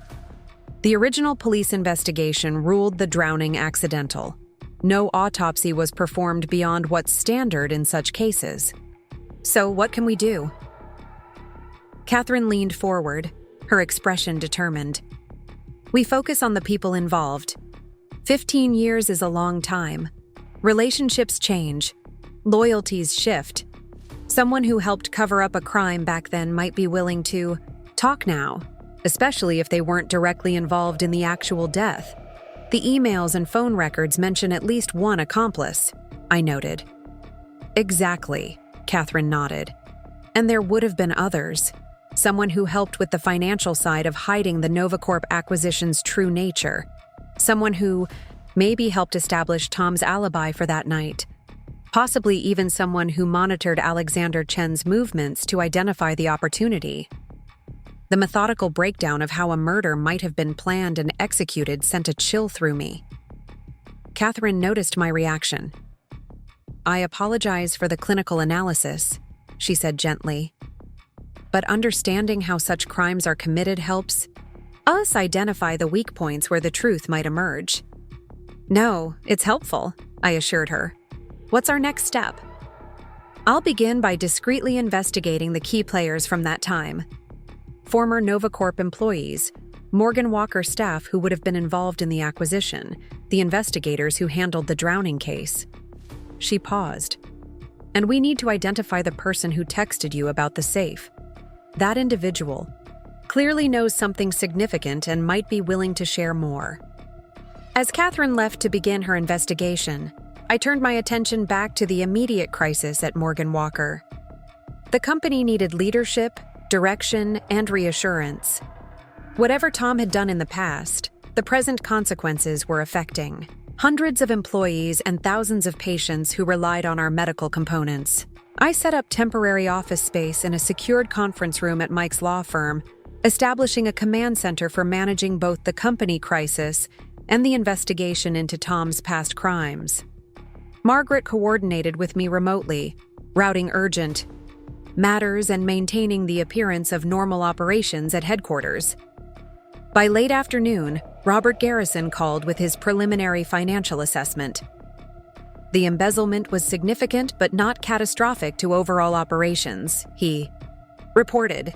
Tom was careful to skim rather than steal outright, taking percentages that wouldn't immediately show up as major discrepancies. "What about our ability to meet current obligations?" I asked. "Payroll, supplier contracts, research commitments?" "All secure," he assured me. "Our core business remains highly profitable. The immediate concern is market perception and client confidence." This was somewhat reassuring, but I knew the company wasn't yet out of danger. Tom had spent 20 years building relationships with key clients and industry partners. His abrupt removal would raise questions, create uncertainty, and potentially open doors for competitors. As I was considering how to address these challenges, my secure phone, the one only Mike and Catherine had the number for, buzzed with a text message from an unknown number. "We need to meet, about Alexander Chen, and about your father. Lighthouse. Cafe, 8 p.m. tonight. Come alone." My pulse quickened. Was this the same person who had texted about the safe? The mysterious ally my father had mentioned in his letter? I called Catherine immediately. "I've received another text, requesting a meeting tonight." She was instantly alert. "From the same number as before?" "No, different number, but similar knowledge. Mentions Alexander Chen specifically, and my father." "It could be legitimate," she said thoughtfully. "Or it could be a trap. Either way, you're not going alone." We quickly developed a plan. Catherine would arrive at the Lighthouse Cafe early, positioning herself as a regular patron. 2 of her associates would also be present, establishing a security perimeter. I would arrive exactly at 8, wearing a concealed recording device that would transmit to Catherine's team. "If it's someone genuinely trying to help, they'll likely understand your caution," Catherine reasoned. "If it's a setup, we'll be there to intervene." The Lighthouse Cafe was a small establishment in a quieter part of Westbrook, known for its privacy and discretion, a place where business discussions could happen without obvious eavesdropping. As I drove there that evening, questions tumbled through my mind. Who would have both knowledge of Alexander Chen's death and a connection to my father? Who would risk reaching out now, when Tom's downfall was beginning? I arrived precisely at 8, parking in the well-lit area Catherine had recommended. The cafe was half full, mostly with couples and small groups engaged in subdued conversation. Catherine sat at the bar, appearing to focus on her tablet while actually monitoring the room. Her associates were positioned at separate tables, indistinguishable from other patrons. I selected a booth near the back with good visibility of the entrance, as instructed. A server approached immediately, and I ordered a sparkling water, needing to keep my mind absolutely clear for whatever was about to happen. At 8:10, the door opened, and a woman entered alone. She was in her 50s, Asian American, dressed in understated business attire. She scanned the room carefully before her eyes settled on me. With a determined expression, she approached my table. "Rachel Morgan?" she asked, her voice quiet but steady. "Yes," I confirmed. "And you are?" "Helen Chen," she replied. Alexander Chen was my brother. The revelation momentarily stunned me. Of all the possibilities I had considered, this wasn't one I had anticipated. "Please, may I sit?" she asked. I nodded, studying her face as she settled across from me. There was a composed dignity about her, but also an unmistakable tension, the bearing of someone carrying a long burden. "I was the one who texted you about the safe," she said without preamble. "I was the person your father confided in when he discovered the truth about my brother's death." "How did you know my father?" I asked, signaling discreetly to Catherine that the conversation appeared legitimate. "I worked at Westbrook Memorial Hospital as a biomedical researcher. When Morgan Walker began supplying cardiac monitoring components, I recognized the technology immediately. It was my brother's design, his life's work." She paused, collecting herself. "I approached your father privately, shared my suspicions. Most executives would have dismissed me." William listened. "When was this?" I asked. 3 years ago. He was initially skeptical, naturally, but he agreed to look into it." Her eyes filled with sorrow. "Once he started investigating, he found connections he couldn't ignore. The timing of Alexander's death, the radical reduction in acquisition price, the immediate patent filings afterward. This aligned with my father's letter." "And you helped him gather evidence?" She nodded. "I provided my brother's original research notes, prototype designs, correspondence with Morgan Walker before his death. Materials that proved the technology was fully his creation, not developed internally as the company claimed." "Why reach out to me now?" I asked. "Why not go directly to the authorities with what you know?" Helen's expression hardened slightly. "I tried, years ago. The police dismissed it as a grieving sister's conspiracy theory. Without hard evidence of foul play, Alexander's death remained classified as an accidental drowning." She leaned forward. "Your father was gathering that evidence when he became ill. After his diagnosis, he promised that someone would continue his work if anything happened to him. I assumed he meant you." "He never told me," I said quietly. "Not until after his death threw the letter in the safe. He was protecting you," Helen said. "He knew how dangerous Tom Walker could be.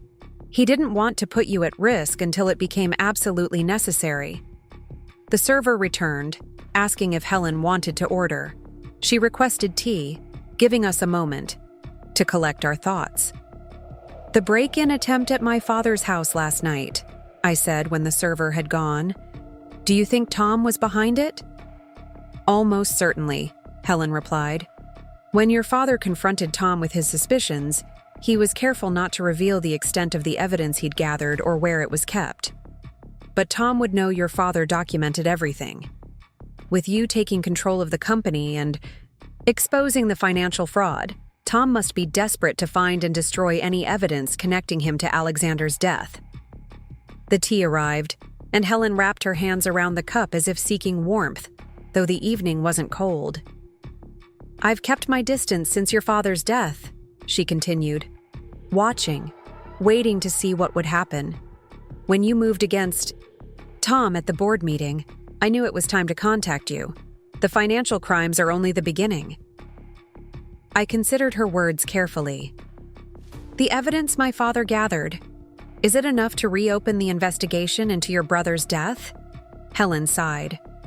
"Possibly. The recordings are compelling, especially the one where Tom discusses the permanent solution. But after 15 years, we need more. We need someone who was involved to talk. Do you have any idea who helped Tom? I asked. Her expression turned grim. I have suspicions. There was a man, James Harrove. He worked security for Morgan Walker during the acquisition. He left the company abruptly after Alexander's death, suddenly wealthy enough to start his own private security firm. He's the most likely accomplice. This was a concrete lead, the first potential crack in what had seemed an impenetrable case. Would he talk? After all this time? People change, Helen said. Harrove has built a legitimate business, has a family now. The fear of losing everything can be a powerful motivator.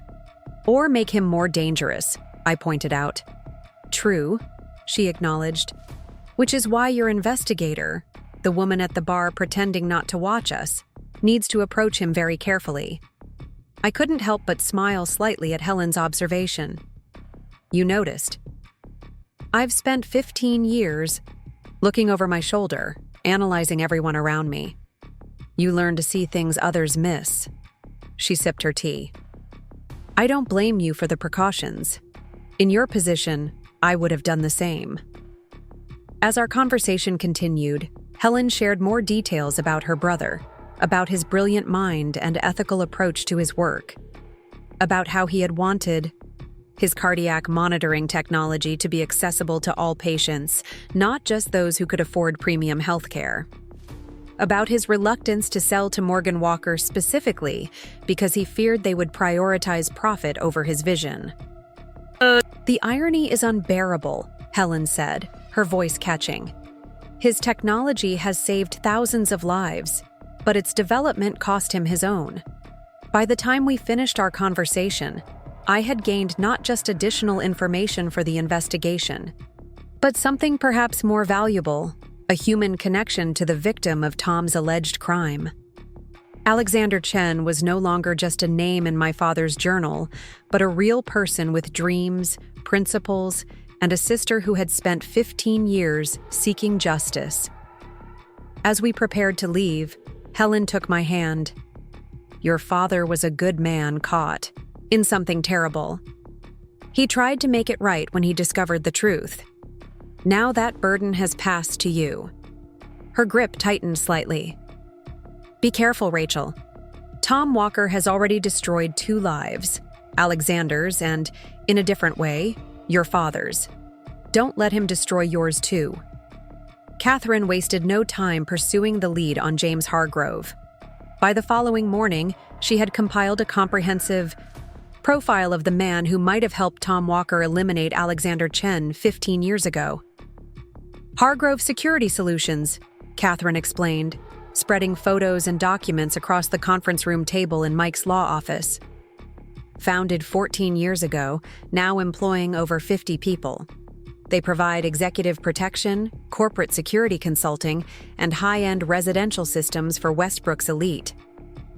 I studied the company brochure showing a distinguished-looking man in his early 60s, silver-haired, fit, with the alert posture of someone with military or law enforcement background. It was difficult to reconcile this successful businessman with someone who might have participated in a murder. His finances are interesting, Catherine continued. Before Alexander Chen's death, Harrove was a mid-level security manager at Morgan Walker, salary around $75,000 annually.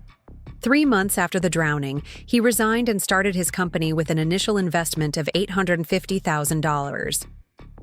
Where did a security manager get that kind of money? I asked. That's the question, Catherine nodded. No inheritance, no lottery, winnings, no property sales. The money appeared in a new business account with no clear origin. Another red flag. In the 2 weeks surrounding Alexander's death, Harrove took an unexpected personal leave from Morgan Walker. His whereabouts during that period are undocumented. Mike, who had been listening intently, leaned forward. This is compelling circumstantial evidence, but still not enough for authorities to reopen a 15-year-old case ruled accidental. Which is why we need to approach Harrove directly, Catherine said. People in his position often develop a false sense of security after so many years. The guilt remains, but they believe they've escaped consequences. Sometimes that creates an opening. "What's your proposed approach?" I asked. Catherine outlined her strategy. Rather than confronting Harrove with accusations, she would approach him under the pretense of seeking security services for a high-value client, me. During the consultation, she would gradually steer the conversation toward Morgan Walker, establishing his connection and gauging his reactions when the company was mentioned. "It's a soft approach," she explained. "If he has nothing to hide, he'll simply view it as a business meeting. If he's involved, we might detect stress responses when certain topics arise. Either way, it establishes contact without alerting him to our true interest." "And if he recognizes you as a private investigator?" Mike questioned. "I have a solid cover identity as a corporate executive assistant, and I'll be wearing light disguise, different hairstyle, glasses. Nothing dramatic, just enough to prevent immediate recognition if he's ever encountered me professionally." The plan was set in motion for that afternoon. Meanwhile, I had pressing matters at Morgan Walker to address. The company couldn't remain in limbo while we investigated Tom's past crimes. Employees needed direction, clients needed reassurance, and operations needed to continue. Through secure video conference, I met with the executive team and board members to discuss immediate next steps. "The forensic accountants have begun their audit," Robert Garrison reported. "Preliminary findings confirm what we already knew: systematic fund diversion to Meridian Ventures and related entities. They've also identified other irregularities we hadn't discovered yet." "What kind of irregularities?" I asked. "Vendor contracts with inflated pricing where the difference flowed back to offshore accounts, consulting fees to non-existent service providers, and most concerning, R&D budgets for projects that existed only on paper." This last revelation was particularly troubling. Were any of these phantom R&D projects related to our medical components? Robert exchanged a glance with Dr. Chen, our research director. "Yes," she confirmed. "Specifically, advanced versions of the cardiac monitoring system. The technology that had originally been stolen from Alexander Chen. It seemed Tom had continued to profit from that initial crime, creating fake development projects that siphoned money while making it appear the company was advancing the stolen technology. "We need a complete audit of our product development history," I said. "Particularly anything related to the cardiac monitoring systems. I want to know exactly what's legitimate and what isn't." The remainder of the meeting focused on stabilizing company operations. We established an interim management structure, with Robert overseeing finances, Dr. Chen handling research and development, and myself serving as acting CEO until a permanent leadership solution could be determined. "What about external communications?" Sofia Rodriguez asked. "The business press is running wild with speculation. Clients are calling with concerns. We need a cohesive message." "Transparency about the financial investigation, without compromising its integrity," I decided. "We acknowledge the audit, emphasize that operations continue unaffected, and reassure stakeholders that the company remains committed to its mission and values." James Patel, ever focused on financial implications, raised the inevitable question. "What's our position on Tom Walker? The allegations are serious but not yet proven in court. There are liability considerations in how we characterize his departure." "We stick to facts," I replied. "Tom Walker is on administrative leave pending an internal financial investigation. We neither accuse nor exonerate him publicly at this stage." What I didn't share was the deeper investigation into potential murder. That information remained restricted to Mike, Catherine, Helen Chen, and myself. If those allegations eventually became public, the company would need plausible deniability about when leadership became aware of them. As the meeting concluded, David Hutchins, Tom's former ally on the board, asked to speak with me privately. His expression was troubled, his manner hesitant, a stark contrast to his usual confident demeanor. "Rachel, there's something you should know," he began once the others had left the video conference. "The night before the board meeting, Tom called me. He wanted to ensure my support for his interim CEO proposal." "That's not surprising," I noted. "No, but what he said next was..." David looked distinctly uncomfortable. "He mentioned that if things didn't go his way, he had contingencies in place. Insurance policies were his exact words. He said, 'The Morgan legacy isn't as pristine as Rachel thinks. Bill had his own secrets.'" A chill ran through me. Was this another threat? Or did Tom actually have damaging information about my father? "Did he elaborate?" I asked, keeping my tone neutral. "No, and I didn't ask. I assumed it was just Tom being manipulative." David hesitated. "But after what we've learned about the financial irregularities, I thought you should know. Tom seemed desperate, dangerous even." I thanked David for the information, my mind already racing with implications. Was Tom simply bluffing, trying to create doubt about my father's integrity? Or was there something in my father's past I didn't know, something Tom might try to use against me? The question lingered as I prepared for my next challenge, a visit to Morgan Walker headquarters. I couldn't effectively lead from a remote location indefinitely. The company needed a visible presence, and employees deserved to hear directly from me about the path forward. Security had been enhanced throughout the building. Tom's access had been completely revoked, and all employees had been instructed to report any contact from him immediately. Still, as my car approached the familiar glass building, anxiety tightened my chest. Tom had built this company alongside my father for 20 years. His influence permeated every aspect of its operations, every relationship, every decision-making process. Removing him physically was one thing. Removing his shadow would be far more difficult.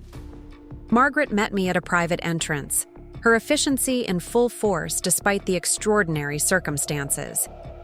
"The executive team is gathered in the main conference room," she reported as we walked swiftly through the corridors. "I've arranged for department heads to join at 11, followed by an all-staff communication at noon." "Any word from or about Tom?" I asked quietly. "Nothing direct," she replied. "But rumors are circulating that he's consulting with attorneys, both defense and corporate specialists." This was expected. Tom would be fighting on multiple fronts, against criminal charges for the financial fraud, against civil liability to the company, and potentially to maintain some influence through allies still within Morgan Walker. The executive meeting was productive, but tense.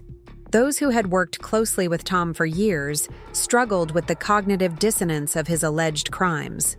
Loyalty built over decades doesn't dissolve overnight, even when confronted with evidence of wrongdoing. "We need to acknowledge the elephant in the room," I said after we'd covered operational updates. "Many of you had long working relationships with Tom Walker. You trusted him, respected him, perhaps even considered him a friend. The revelations about financial improprieties don't erase those feelings immediately." The visible relief around the table confirmed I'd struck the right note. Several executives nodded, grateful for the acknowledgement of their complicated emotions. "I'm not asking anyone to renounce those connections or pretend they never existed," I continued. "What I am asking is that you separate your personal feelings from your professional responsibilities during this transition. The company needs your expertise, your leadership, and your commitment to our core mission, providing life-saving medical components to patients who depend on them." By the time the department heads joined the meeting, the atmosphere had shifted, from tension to cautious determination. These were capable professionals who had built careers at Morgan Walker. With clear direction and honest communication, they could navigate this crisis. The all-staff meeting proved more challenging. Gathered in the company auditorium were over 200 employees ranging from engineers and researchers to manufacturing personnel and administrative staff. Their expressions reflected the spectrum of emotions coursing through the company: confusion, worry, anger, uncertainty. I took the stage with no notes, believing authenticity mattered more than a polished presentation in this moment. Good. Afternoon. For those who don't know me, I'm Rachel Morgan, William Morgan's daughter, and the new majority shareholder of Morgan Walker Technologies. I paused, looking out at the sea of faces. I wish we were meeting under better circumstances. The past week has brought significant changes and troubling revelations. You've likely heard that Thomas Walker has been placed on administrative leave, pending an investigation into financial irregularities. What you may not know is that I'm committed to ensuring this company not only survives this crisis, but emerges stronger, more transparent, and more aligned with the values my father established when co-founding this organization. For the next 20 minutes, I outlined what employees could expect in the coming weeks: the continuation of the financial audit, potential structural changes to prevent future misconduct, and most importantly, my commitment to preserving jobs and maintaining the company's industry leadership. I know many of you are wondering about your own futures, I acknowledged. Let me be clear. This investigation targets specific financial misconduct at the executive level. The vast majority of Morgan Walker employees have nothing to worry about. Your jobs are secure, your contributions are valued, and your voices will be heard as we reshape the company's future together. The Q&A session that followed was robust. Employees asked direct, sometimes uncomfortable questions about the extent of the financial fraud, the company's financial stability, and how clients were responding to the news. I answered as transparently as possible without compromising the ongoing investigation or potential future legal proceedings. One question particularly stood out. An engineer in his 50s raised his hand and asked, "Ms. Morgan, there have been rumors that this investigation goes beyond financial improprieties to questions about the origin of some of our core technologies. Can you address that?" The question sent a ripple through the audience. Clearly, whispers about Alexander Chen and the cardiac monitoring technology had begun circulating. I needed to be careful, neither confirming speculation nor dismissing legitimate concerns. As part of our comprehensive review, we're examining all aspects of company operations and history, I replied carefully. This includes product development, acquisitions, and technology licensing. If irregularities are found in any area, they will be addressed appropriately.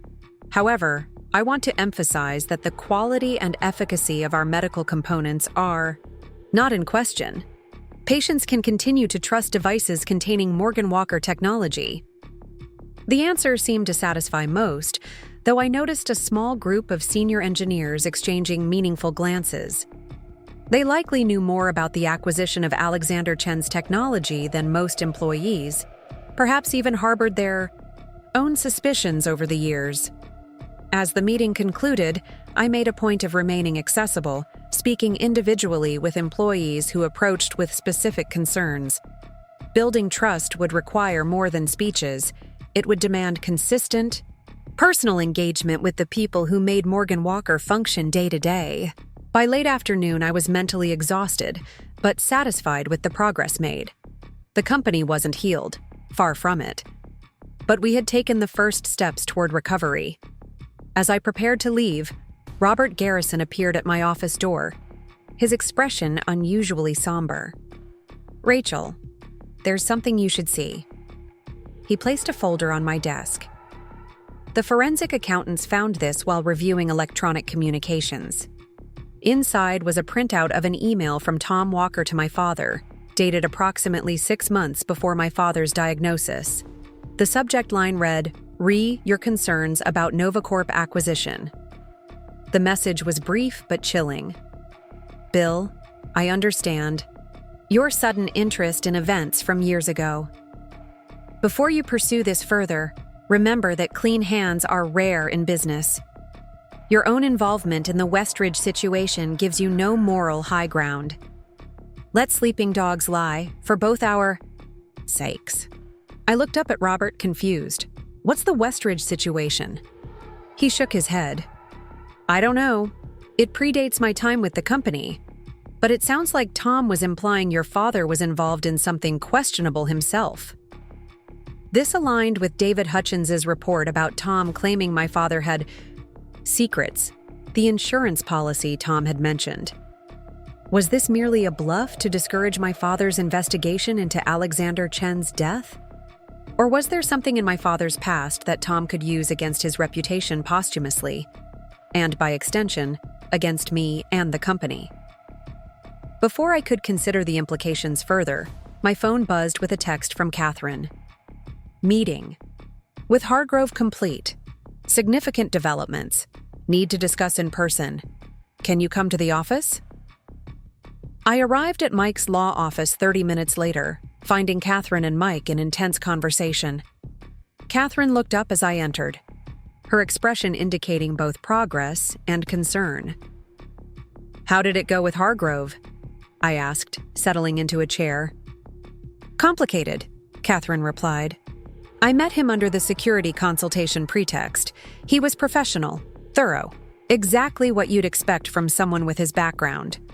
When I mentioned Morgan Walker as a previous employer on my fictional client's acquisition list, his reaction was subtle but noticeable. Micro-expressions indicating stress, slight change in vocal tone, redirection of the conversation. Could be normal caution about discussing former employers, Mike suggested. Possibly, Catherine acknowledged. But when I casually mentioned the recent news about financial irregularities at Morgan Walker, his physical reaction was more pronounced. Pupil dilation, increased respiration, tensing of facial muscles, classic stress responses. So he's connected to Tom's activities, I concluded. Almost certainly. But here's where it gets interesting. When I mentioned my fictional client's interest in medical technology investments, specifically cardiac monitoring systems, Harrove abruptly ended the consultation, said his schedule had changed, offered to refer me to another security firm. The specificity of his reaction to the cardiac monitoring technology was telling. He knows about Alexander Chen, I said. I'd stake my professional reputation on it, Catherine confirmed. But here's the most significant development. As I was leaving, Harrove walked me to my car. Once we were outside and away from potential recording devices in his office, he said something unexpected. Tell your real client that some burdens become too heavy to carry, even for those who thought they could bear the weight indefinitely. I frowned.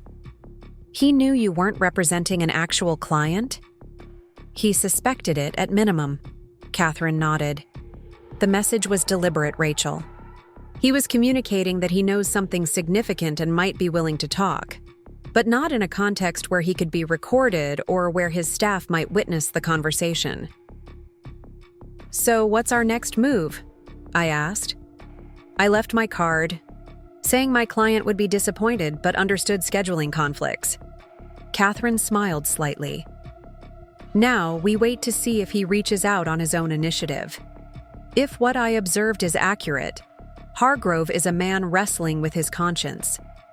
15 years is a long time to carry knowledge of a murder, especially for someone who's built a respectable life since then. Mike looked skeptical. If he was involved in Alexander Chen's death, why would he risk incriminating himself now? Deathbed confessions exist for a reason, Catherine replied. Some secrets become more burdensome with time, not less, particularly when the circumstances change.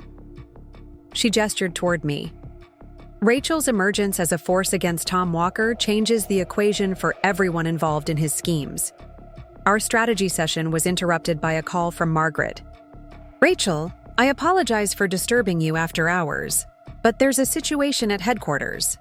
Security has detained an individual attempting to access the restricted server room, someone claiming to be acting on Tom Walker's authority. Who is it? I asked, already reaching for my coat. A man named Victor Diaz. He identified himself As a private IT consultant hired by Mr. Walker to secure company data. My eyes met Catherine's. This was no coincidence. Tom was making a move to access or possibly destroy digital evidence related to either the financial fraud or Alexander Chen's death. Tell security to hold him, I instructed. Contact the police. I'm on my way. Catherine insisted on accompanying me, while Mike stayed behind to coordinate legal response. As we drove to Morgan Walker headquarters, Catherine offered her assessment. This is desperate behavior, she noted. Either Tom is panicking, or he knows there's digital evidence on those servers that could definitively link him to Alexander Chen's death. Or both, I replied grimly. The security team had detained Victor Diaz in a conference room away from the server area. He was a thin man in his 30s with the pale complexion of someone who spent most of his time with computers rather than people. Despite his current predicament, he maintained a surprisingly calm demeanor. Mr. Diaz, I began, taking a seat across from him. You were caught attempting to access restricted company systems. That's a serious matter. He adjusted his glasses. I was hired to perform a legitimate security audit. Mr. Walker provided access credentials and specific instructions. Mr. Walker is on administrative leave and has no authority to authorize system access, I countered. What exactly were you instructed to do? Diaz hesitated, weighing his options. I have an attorney-client privilege agreement with Mr. Walker. My specific instructions are confidential. That's convenient, Catherine commented from where she stood by the door. But it won't shield you from charges of attempted unauthorized access to a corporate system containing proprietary information and personal data. Federal prosecutors take that quite seriously these days. I could see uncertainty flicker in Diaz's expression. He was realizing he might be taking a significant legal risk for Tom's benefit. Mr. Diaz, I said more gently, I understand you were likely hired in good faith to perform what you believed was legitimate work. But you need to understand the context. Thomas Walker is under investigation for serious financial misconduct. Any attempt to access, alter, or remove company data at his direction could be construed as aiding in evidence tampering. This clearly hadn't occurred to him. I'm a security consultant, not a criminal, he protested. Mr. Walker said this was an authorized contingency protocol in case of leadership disputes. Did he ask you to modify or remove specific files? Catherine asked directly. Diaz's hesitation told us everything. He provided a list of directories related to financial transactions and communications from the past several years. I was instructed to create secure backups and then perform a data hygiene protocol, essentially removing certain categories of files from the main servers. Evidence destruction, exactly as we'd suspected. Did the list include anything related to a company called NovaCorp or an individual named Alexander Chen? I asked. His eyes widened slightly. Yes, actually. There was a specific folder structure from about 15 years ago that was highlighted as priority. Mr. Walker said it contained outdated acquisition details that were no longer relevant to operations, but needed to be properly archived. Catherine and I exchanged glances. Tom wasn't just trying to cover his financial tracks. He was making a desperate attempt to eliminate any digital evidence connecting him to Alexander Chen's death. Mr. Diaz, you have two options, I said firmly. You can continue claiming attorney-client privilege and wait for the police to arrive, likely facing charges for attempted unauthorized access. Or you can cooperate fully, providing details of exactly what Tom Walker asked you to do when he contacted you, and what he told you about the purpose of this data hygiene protocol. He didn't take long to decide. I'll cooperate. I have no interest in going to jail for Thomas Walker. Over the next hour, Diaz provided a comprehensive statement detailing his interactions with Tom. He had been contacted just hours after the board meeting that placed Tom on administrative leave. The urgency and secrecy Tom had insisted upon had made Diaz uncomfortable, but the substantial payment offered, $50,000 for a few hours' work, had overcome his reservations. Most significantly, Diaz shared text messages from Tom that explicitly identified files related to the Novacorp acquisition and Alexander Chen as highest priority for removal. Those messages, coupled with Diaz's statement, provided compelling evidence of Tom's attempt to destroy evidence potentially related to both financial crimes and Alexander's death. As the police arrived to take formal statements, I stepped aside to call Mike and update him on developments. "This is actually helpful," Mike observed. "Attempting to destroy evidence shows consciousness of guilt. It strengthens both the financial fraud case and potentially adds weight to the suspicions about Chen's death." "What about Diaz? Will he face charges?" "Probably not, if he continues to cooperate fully. First-time offender, no actual data was compromised, and he can claim he believed he was performing authorized work." As we concluded the call, Catherine approached with news of her own. "I just received a text from James Harrove. He wants to meet tomorrow morning, 7 a.m. at Riverside Park. He specifically said to come alone." The timing couldn't be coincidental. Something about Tom's desperate attempt to destroy evidence related to Alexander Chen had prompted Harrove to reach out. Perhaps he'd heard about the incident through his connections, or maybe he sensed the walls were closing in on Tom and didn't want to go down with him. "It could be a trap," I pointed out.